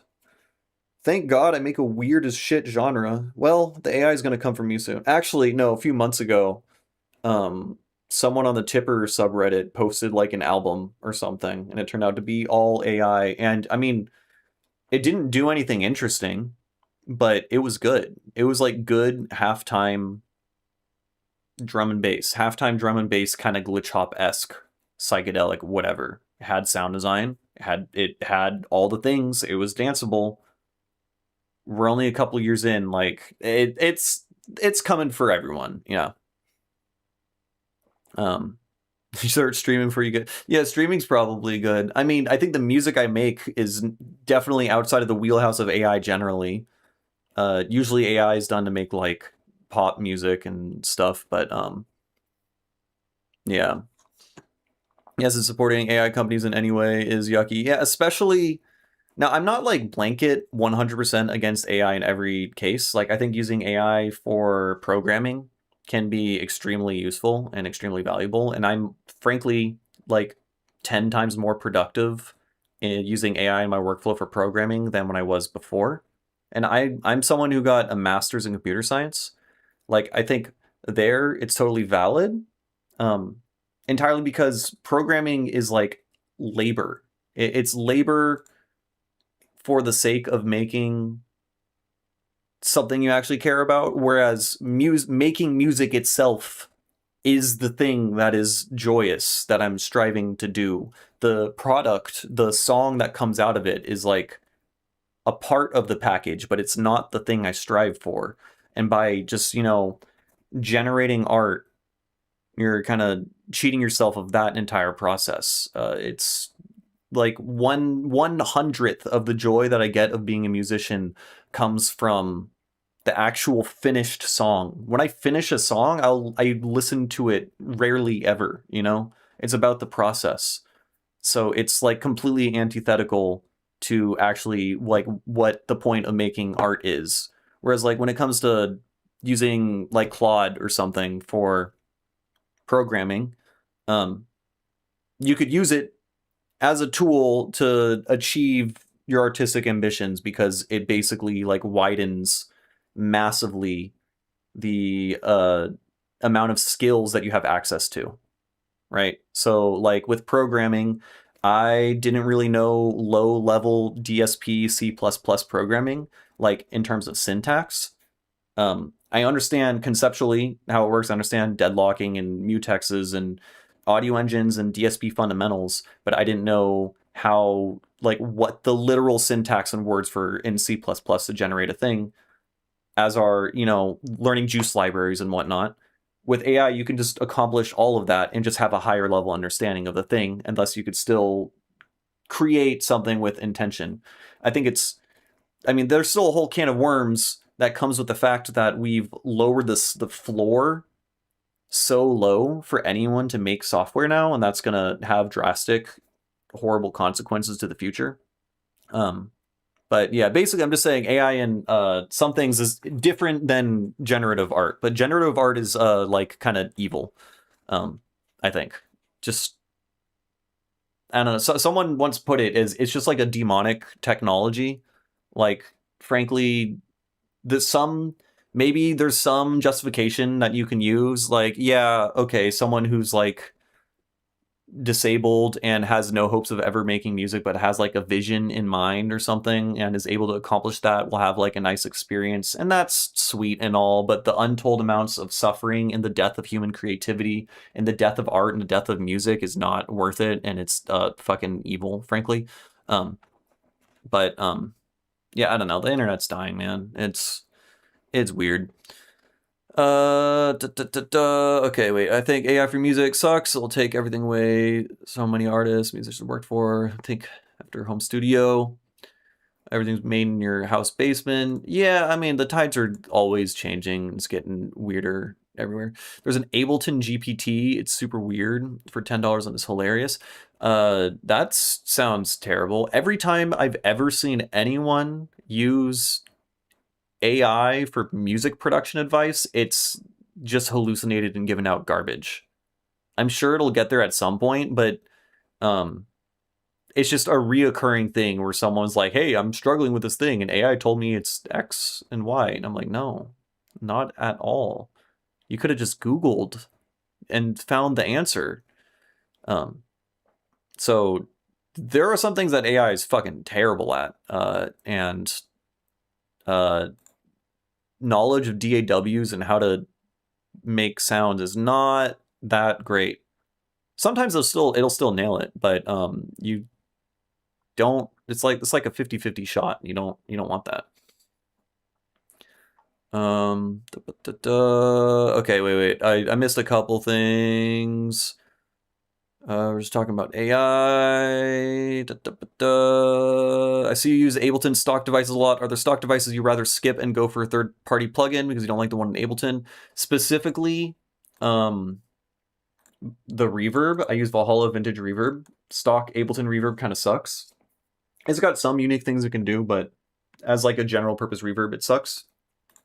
And then the stock limiter also is terrible, and you're going to want a good limiter yourself. I think those are the only two things that you absolutely should like replace. Everything else is fucking great. Honestly. Everything else is totally unnecessary. All the other VSTs I use, you don't need them. You really don't. You can just use stock everything. And I advise that people do. The vast majority VSTs are toys, you know? Or I mean, wider I would say is necessary, but it's free, you know? Yeah. Okay, I think that's enough on the AI discourse.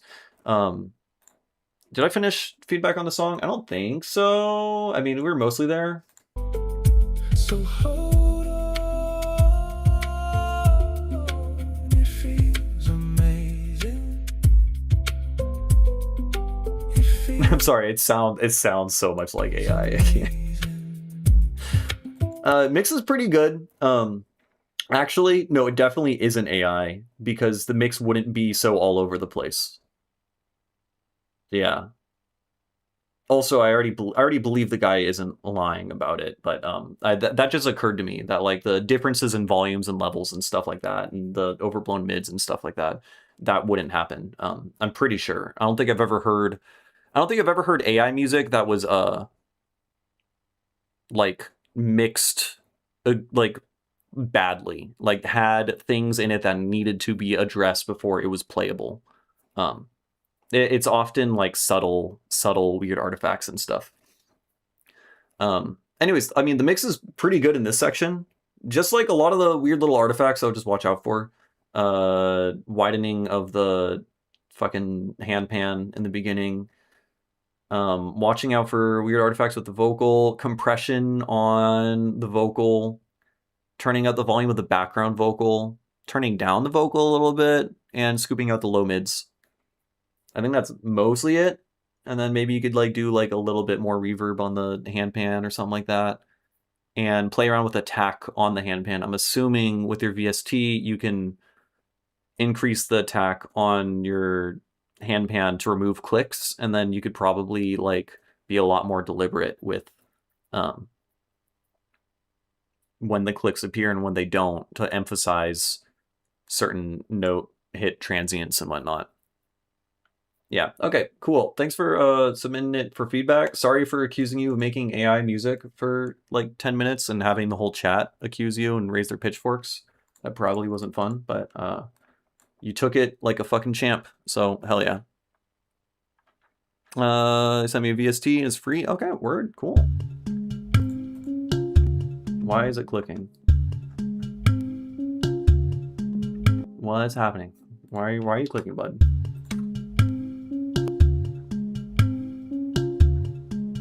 Why are you clicking?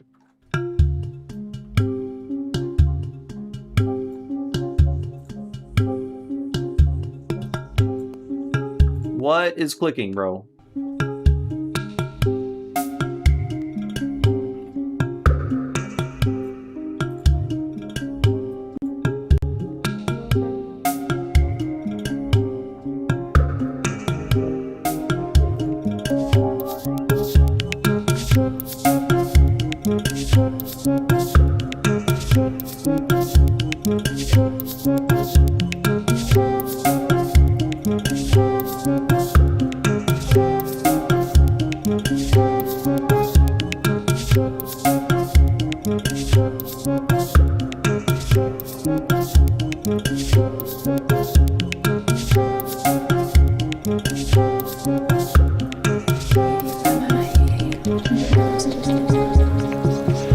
So I major in. I majored in mathematics and I minored in electronic music. Briefly, I didn't finish the minor. I just took the minor so I could take all the classes I wanted to take, and then I dropped it. And then I got a master's in computer science. And now I am unemployed because the job market is fucked. And I just make beats all day. Yeah.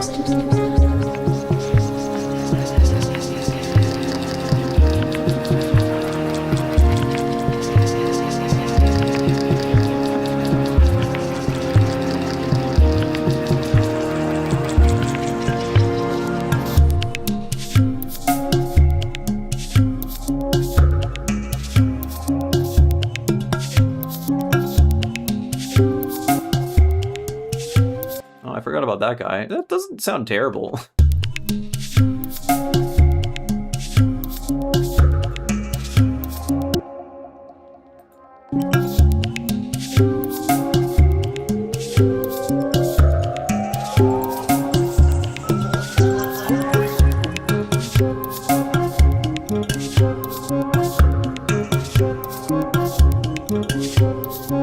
Play my music at an after party around 7 a.m. in the morning, 20 to 30 people, all high, and they all flipped. That's, I feel like, the prime environment to experience music. So that's fucking awesome. Happy to hear that. They're all night. They were playing house, techno, and the music they've been making. Oh yeah, and then you brought out the weird splinky fart sounds. And they're like, what the fuck?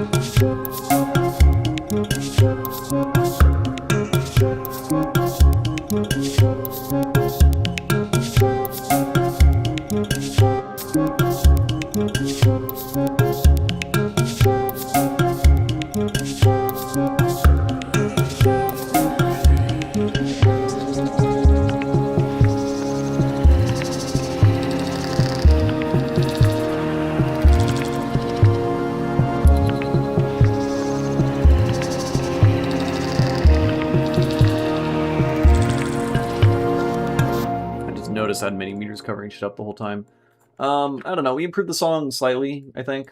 Intro is still weird. There's a lot of like really annoying, super reverbed out layers. But I think the idea of blending the Osmos patch with the sine waves was definitely a good one. So I will take what I can get. Let's move on to... Yeah, fuck it, this song. This song, I don't know what to do with the ending section, and it's extremely frustrating. It has not been fun.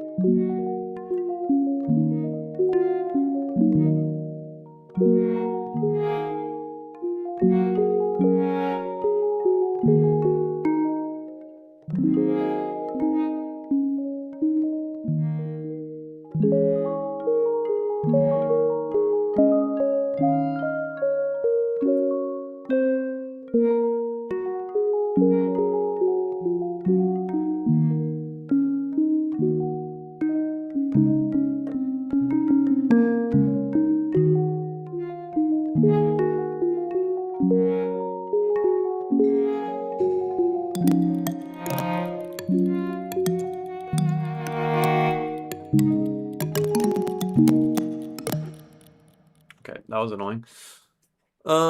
Do you mix while producing or just play around with the gain of every track? Wait, let's turn... What?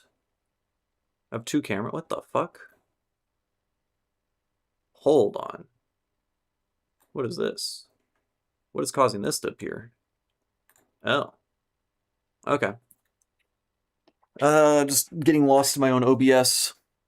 Do I mix while producing or just play around with the gain of every track? I assume you mean,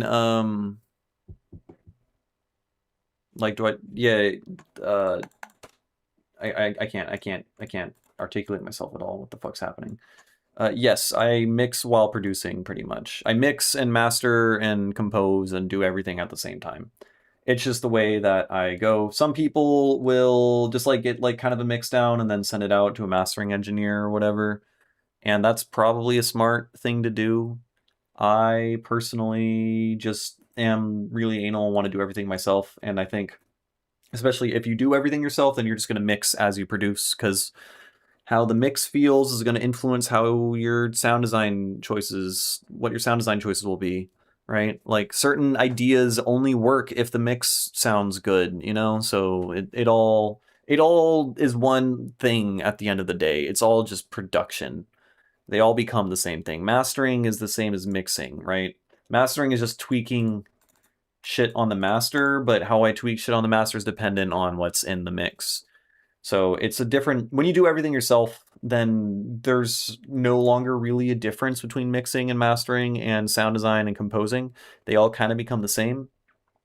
I tend to consider it just like mixing when I'm mostly done with the composition, though sometimes to make the mix work, I'll still make compositional choices and remove and add certain layers and instruments. Because it still all is like one thing at the end of the day, right? Yeah. Anyways, I'm gonna get some water.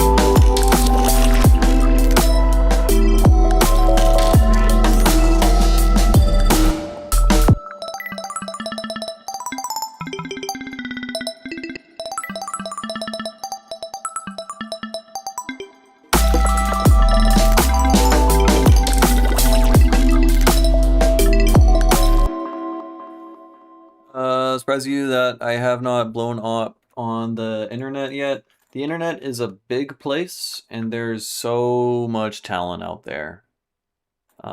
Like if I deserve to blow up, so does many, many, many other producers. There are producers that have been making like some of the dankest shit. I can't believe I don't know, the way I said that sounds so cringy. There are very, very talented producers out there that have been making amazing music for like 30 years and have like 300 followers on SoundCloud. Talent has nothing to do with blowing up. It's just like winning the lottery. But I appreciate all the kind words that you're saying, for sure. Bill Bless is the one I'm thinking of right now. He's just, I mean, now to his credit, he's like super introverted and does not try to market like anything at all. But he's really, really good. He's got a lot of fucking music out. Wait, no, that's a record label. Never mind. Why can't I click on Bill Bless and just takes me to the record label? That's annoying. Yeah, he's got 1,000 followers. Okay, that's up from before. 1,000 monthly listeners. Oh, but he has albums from like the year 2000 that are some of my favorite electronic music albums. Super, super talented producer. And there's so many more like that, and more producers every day that are coming up, you know. It should be talent first, but it's not. It's about connections and who you know and sociability and nepotism and money, right?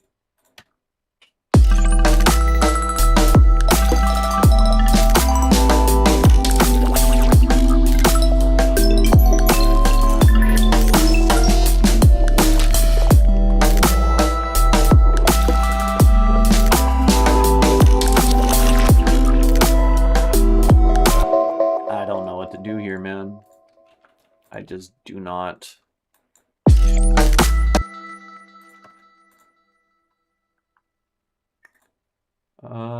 Did he lock me out? I hope he didn't lock me out yet. Come on. Come on. Please.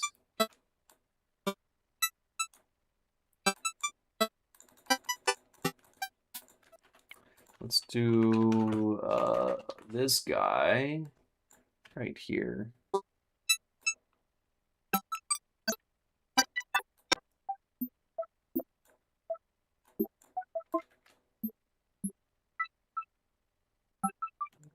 Why does that happen? Hold on. This is busted. I'm restarting.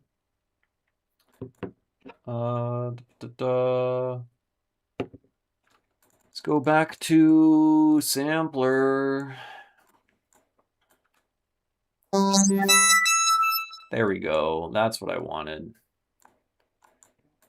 Yeah.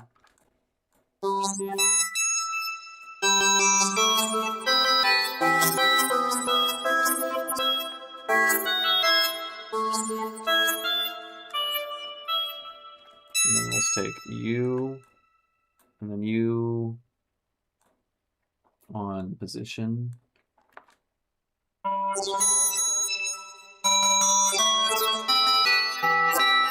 Yeah, this is also busted right now. How do I make the position different every time, man? I don't know how to do that. I guess I can take, fuck it, you output.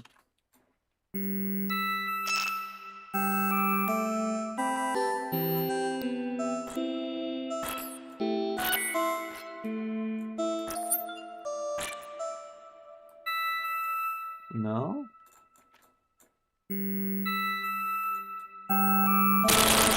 Jesus Christ. Okay, I mean, I was playing around with, how I forgore. Oh yeah, I don't think I can remove that either. I think I'm spending too much time on this. I don't even know if this is a good idea, frankly.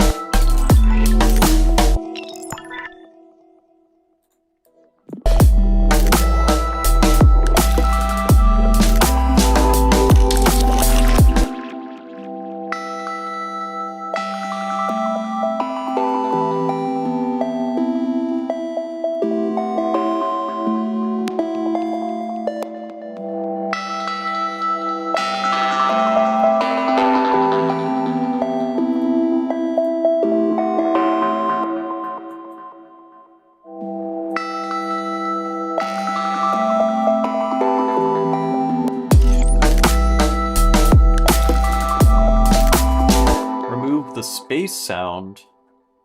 What's the space sound?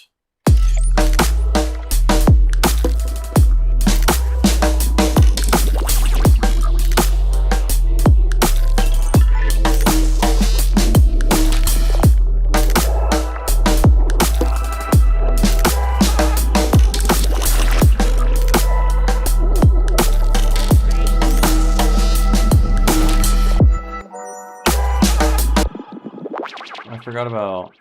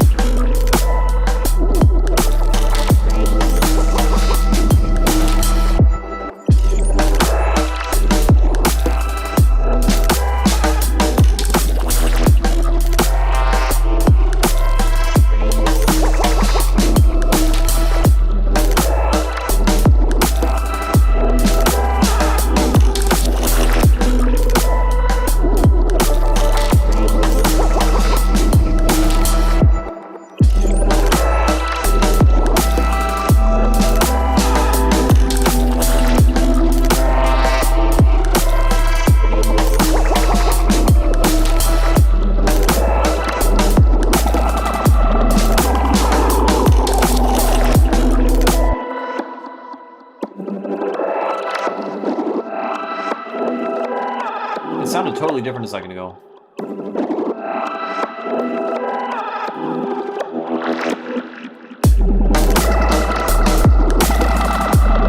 What's happening?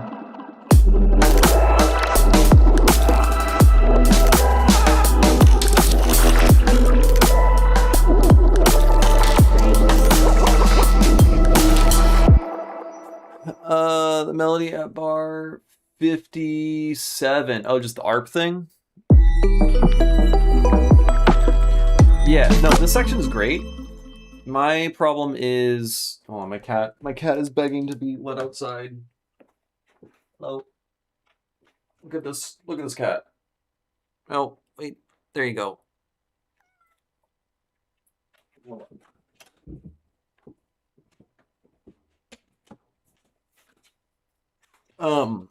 The problem with the song is I don't know what to do after this section. It just goes on for so long. I tried just continuing the arpeggiating and just adding more layers, and it sounds like shit. I'm trying to switch it up into something else. Sounds kind of like shit. I don't know.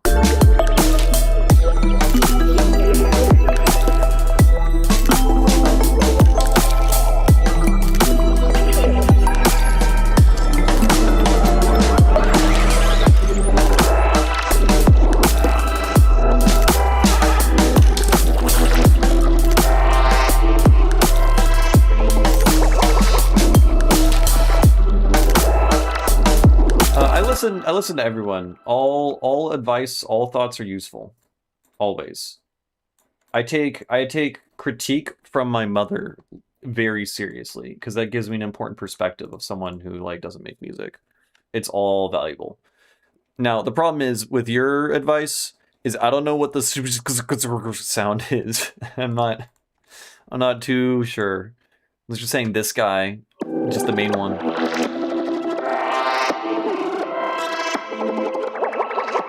Is that? I don't know.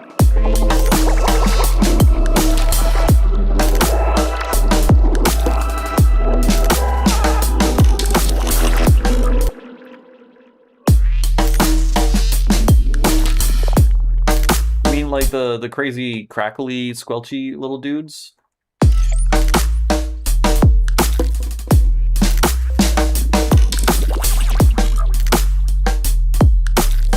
mean, you're just talking about this thing. I mean, this is like a billion different sounds in one, so that makes sense.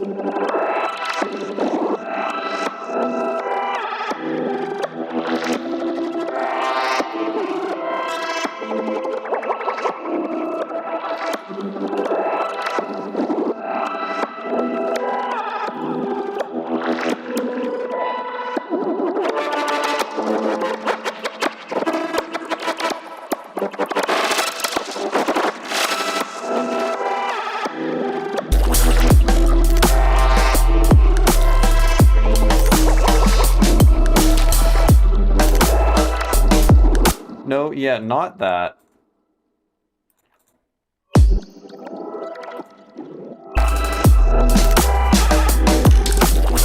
The one before.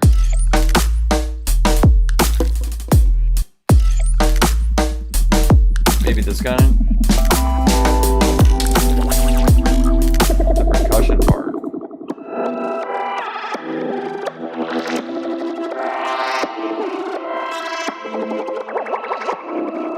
I mean, it's kind of clicky every now and then. I don't know. I have no idea what you're talking about.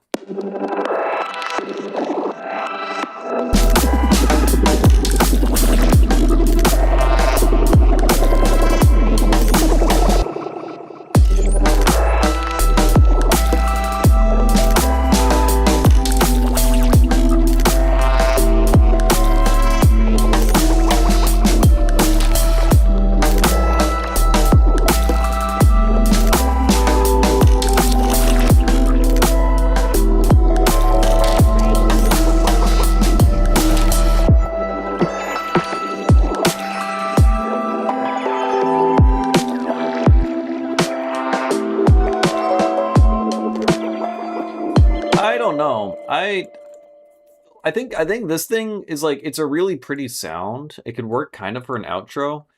I don't know if it's just the bridge between these two sections I'm just not crazy about. It's just, I don't know.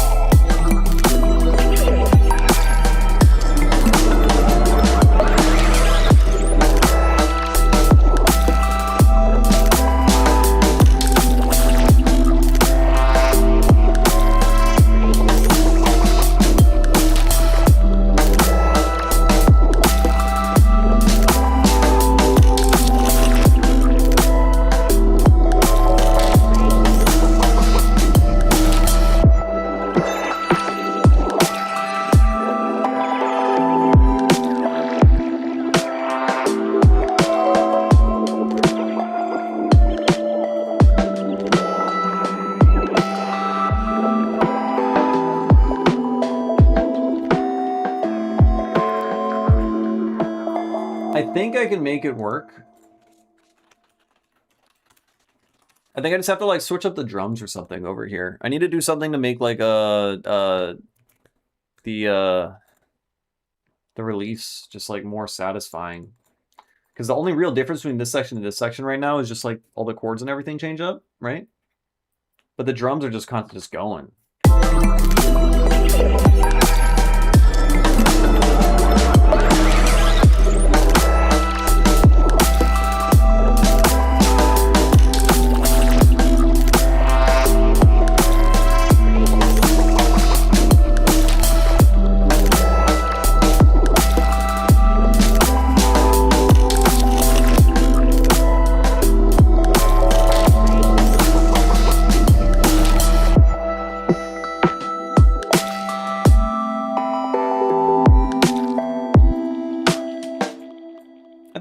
I kind of think it works.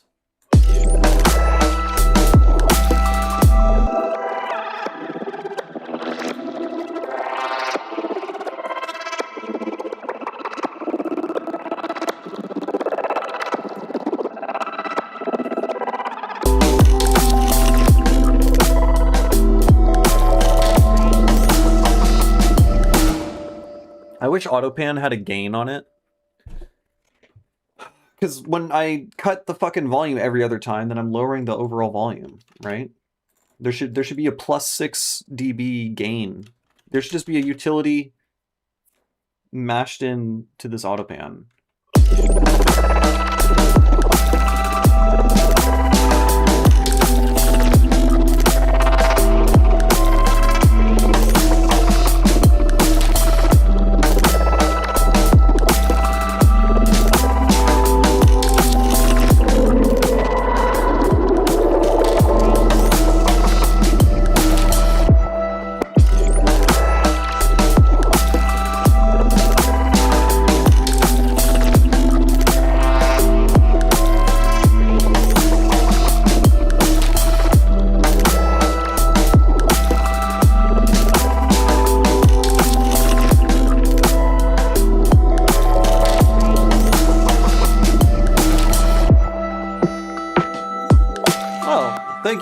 Thank you for the donation, Jonathan. Hell yeah, I appreciate that.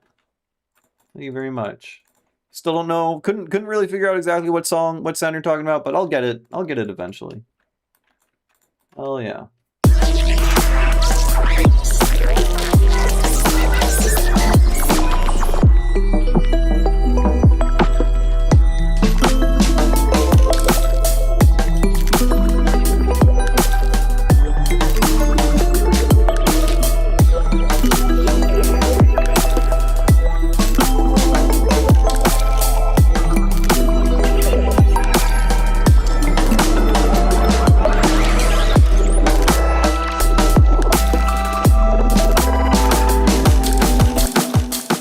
Okay, we need to make the ARP disappear in a satisfying way that is like, it sounds like it's predictable that it's gonna disappear. I don't know how to do that. I'm not too certain.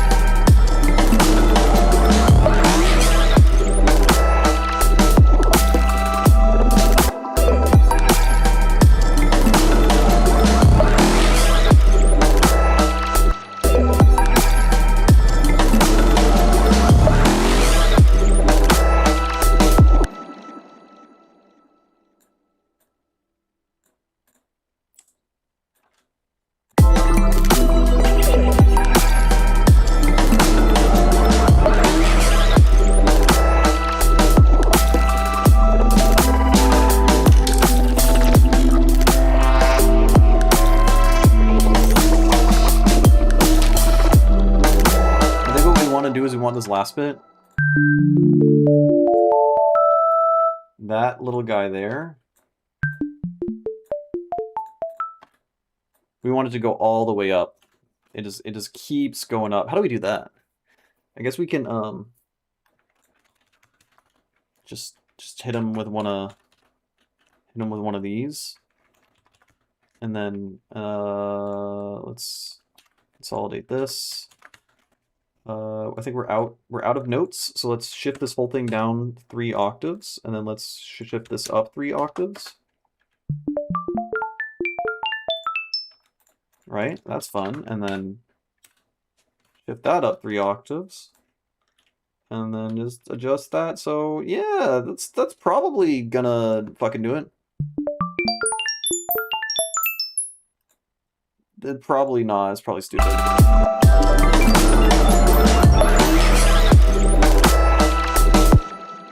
It kind of works as a build.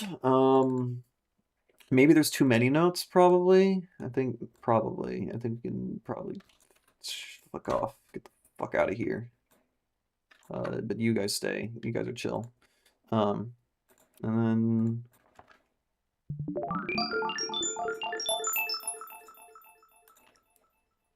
kind of cool.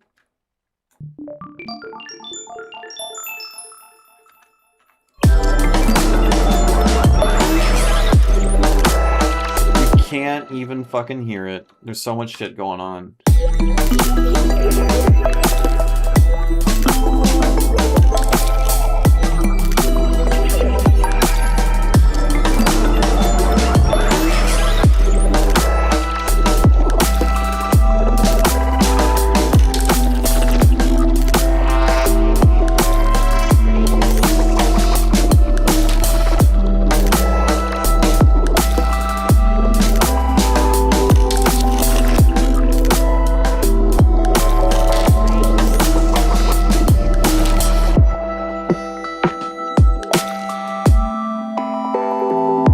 Why is this?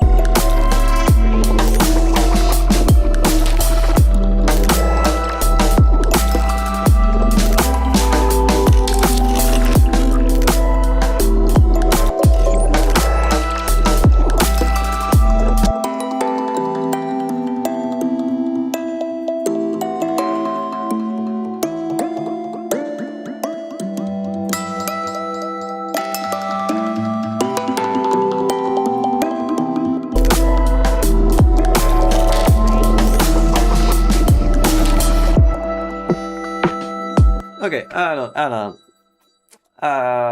That's enough. I'm just adding more and more layers to this thing that already has too many fucking layers. So I think it's time to step away. But I probably, I convinced myself that it sounded good for once when I crossed over into this section, and I don't think that's happened before. So I think that is progress. I think we're making progress, folks. That's super, super exciting. Okay, let's change songs. Let's do this one. This one needs a lot of work. They all need a lot of work. It goes forever, man.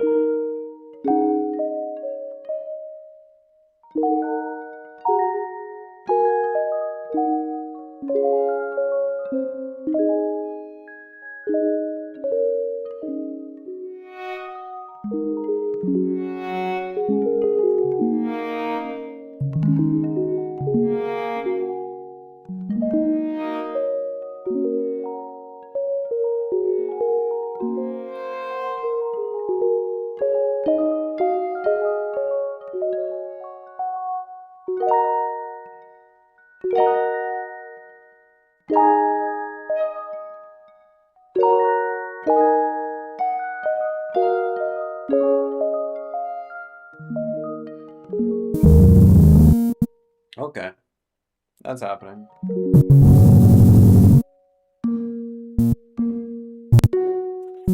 Love that. Okay. We have a new song.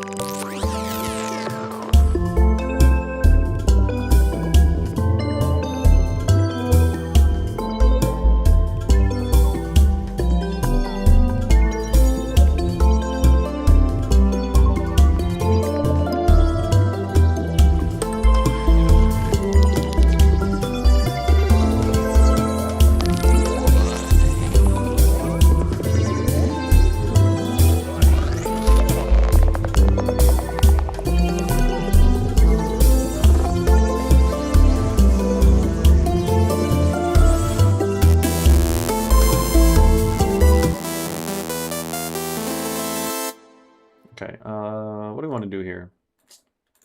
Let's...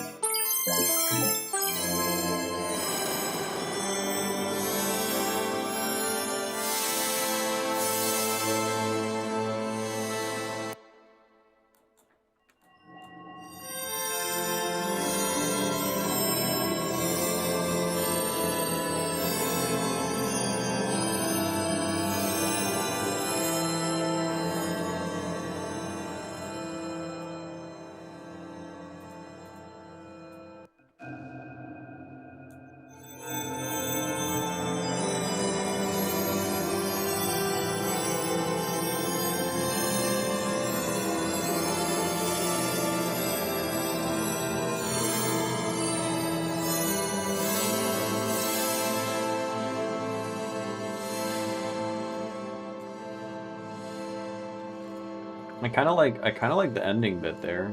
We could use that.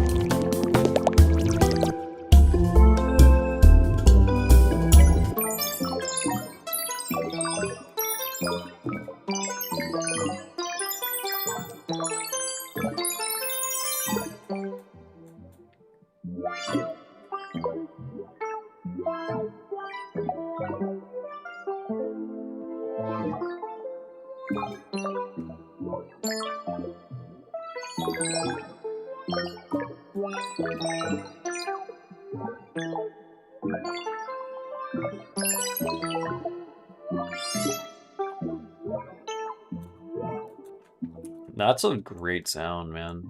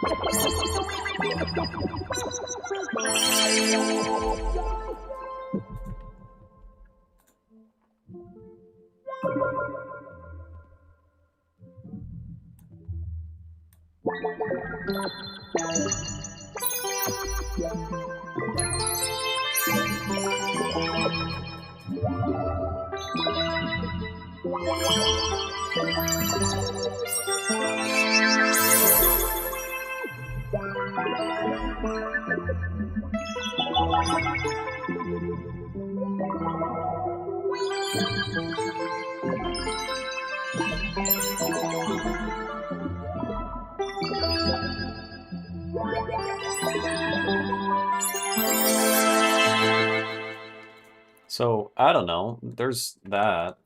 That's kind of fun.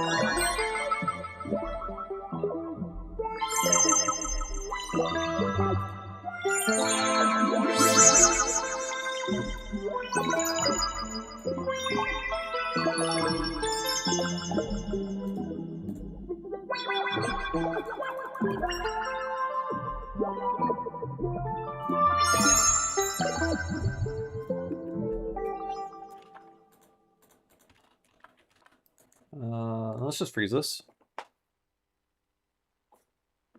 This is making cool sounds. I'm getting sleepy.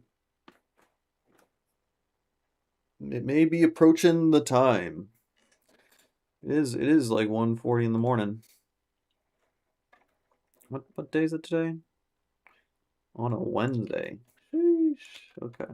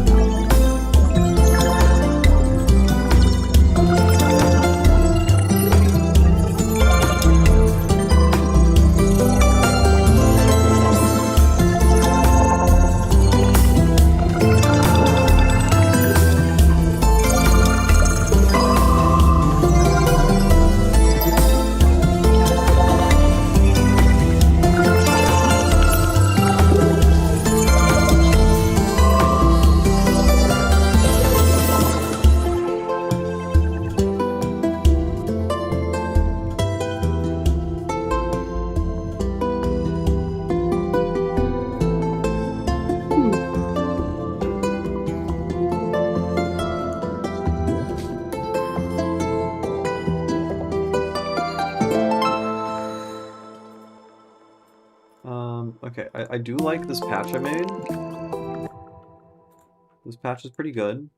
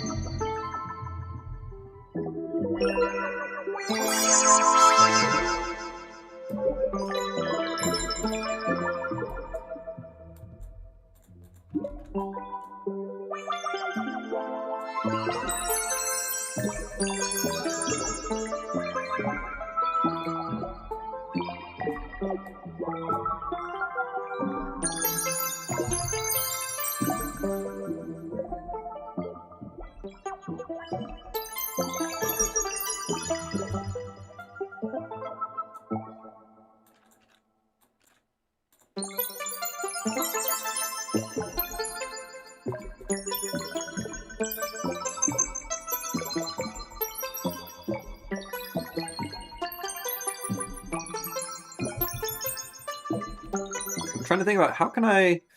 Okay, I could process the additive harmonics separately if I was to make another separate chain and isolate them, and then I could filter the additive harmonics separately, but that's a lot.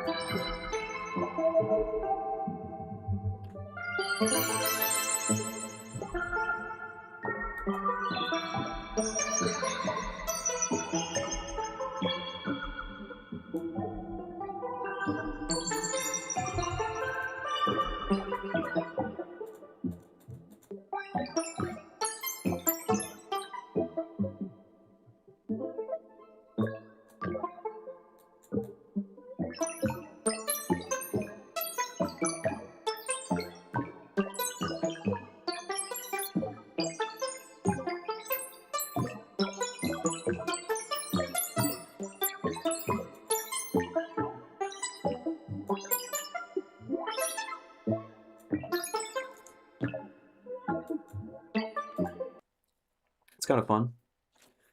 I've had something just like in my eye, just irritating the shit out of me all day. I don't know what it is.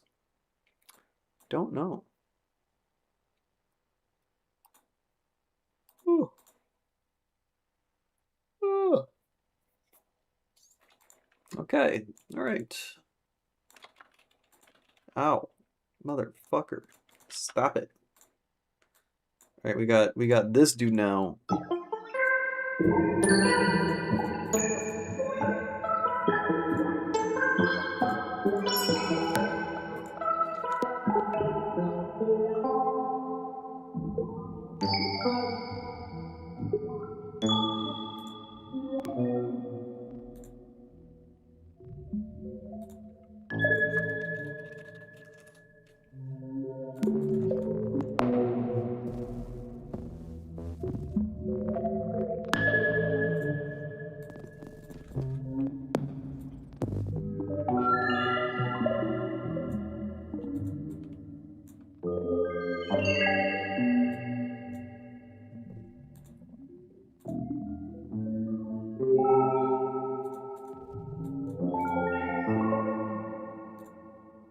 A lot of cool sounds there.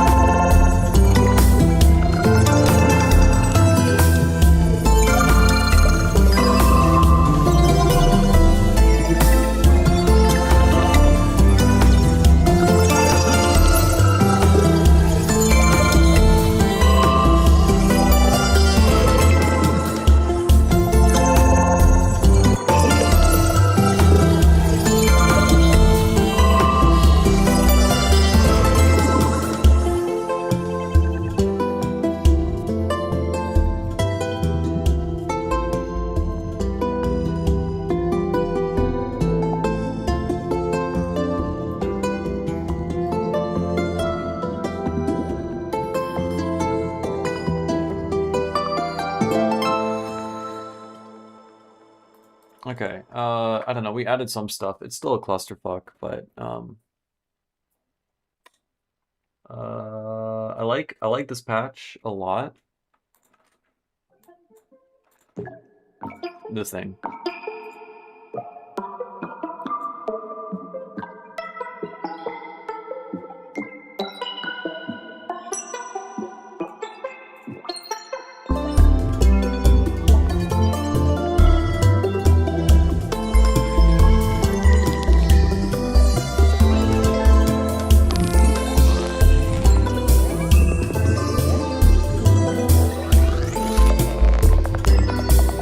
I think there's just way too many layers in this song, but that's like kind of what I just decided to do for it compositionally. I was like, hey, this is a song with a fuck ton of layers in it, and then now that I'm getting down and trying to like finish it, I'm like, fuck, that's a lot of layers.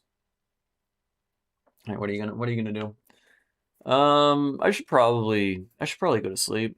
I'm surprisingly kind of awake. I feel like I'm not gonna accomplish that much else right now.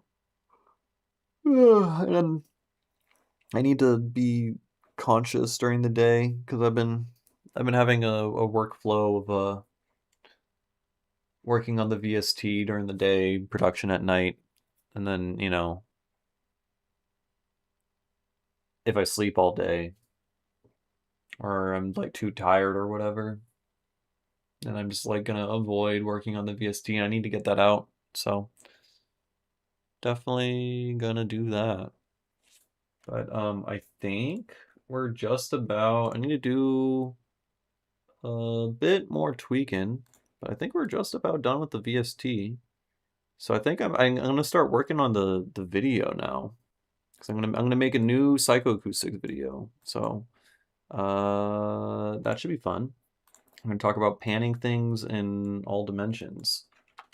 Um, I'm not sure if this is the newest version of the VST, but look at this thing. Here, you know what? Let's grab Zebra, and then let's throw in that patch that we just made. I think we have to go this way. And I called it Razor Goop. Yes. Yes. Excellent. And then let's just play a minor 7 chord. And then let's do another minor 7 chord. And then let's do a major 7 chord. And then let's go back down. So we're just doing a Song of Storms. Yeah. And then we do one of these, and then we hit them with a arpeggiator.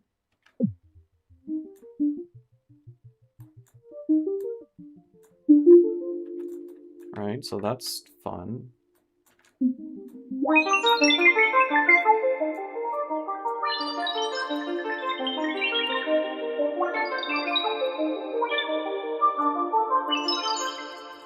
Right, and then, I don't know, we can fucking swing this shit.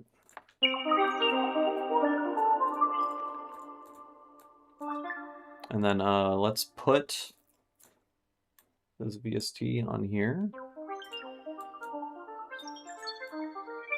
So here's the idea. This is you. It's the character. How exciting. The object's in front of you.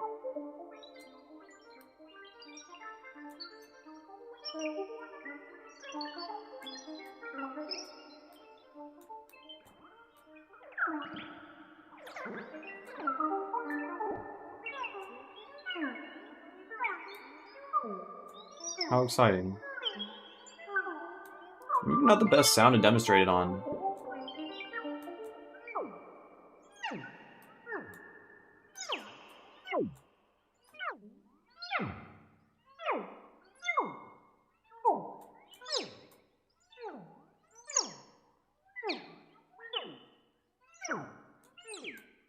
Very fun.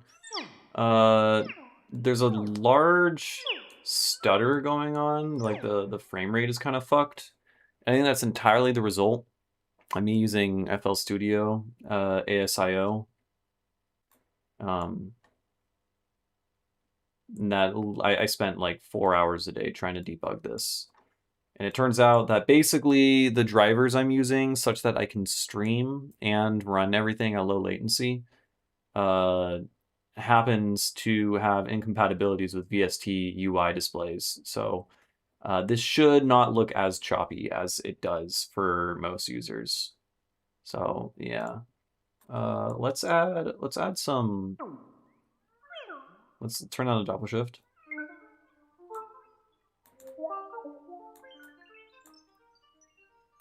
And then let's open up Zebra again.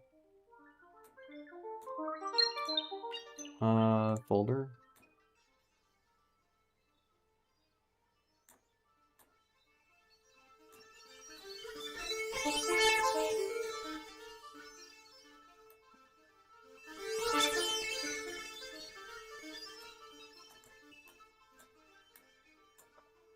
So that's fun. Let's put the folder on FX out.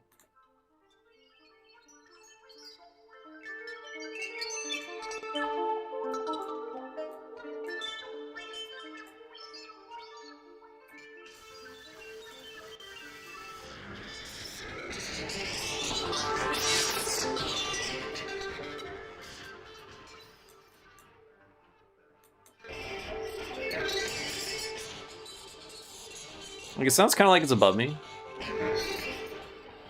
That sounds like it's below me.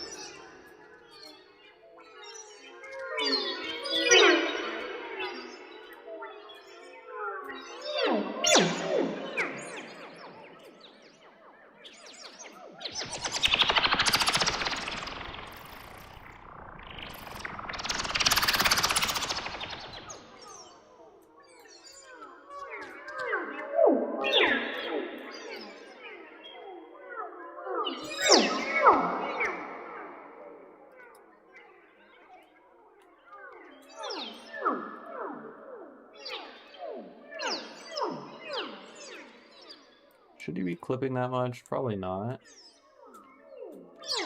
I should make this so you can turn down. Right, because... Turn that off.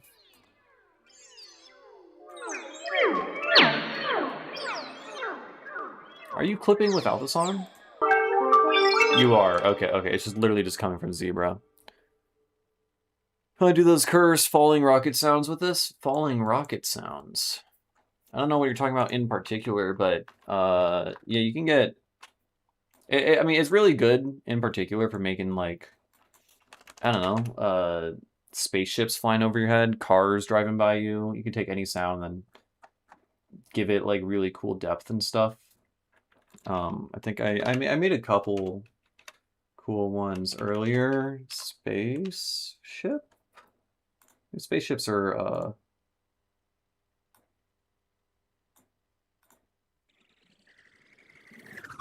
no, that's not that. I thought I called it something UFO. I don't know. Anyways, yeah, if you get, I don't know, we can like clip the shit out of this again. And make the oscillator super noisy instead. We'll make this super noisy. Right, that's great. Let's pitch this down like a bunch.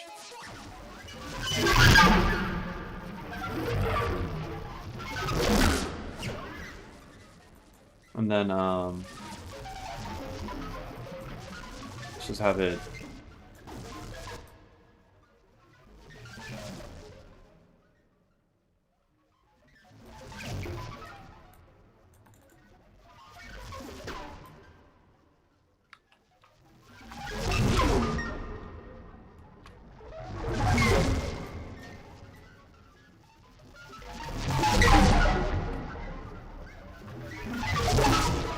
Not the best sound for the distortion and stuff, but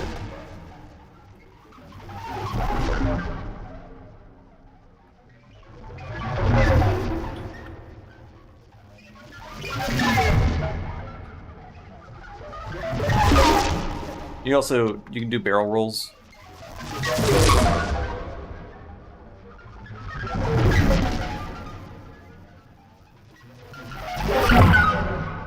That's pretty cool. It's above your head, it's below.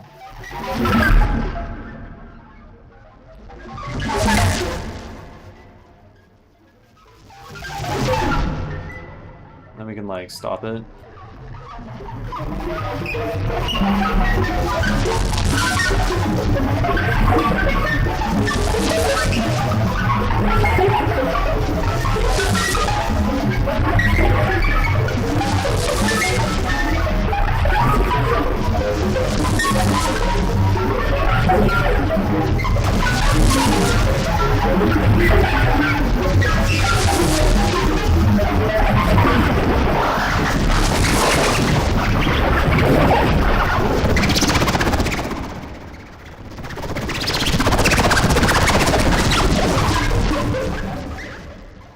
Weird shit.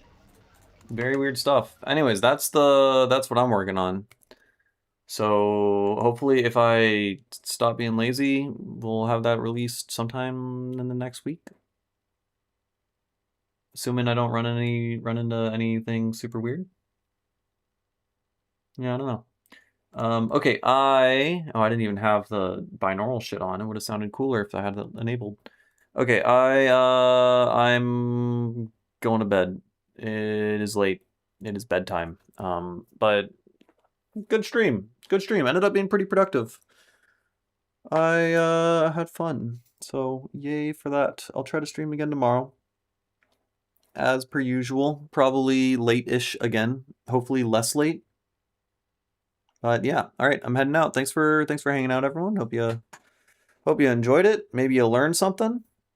You know. Yeah, I'll catch you next time. See ya.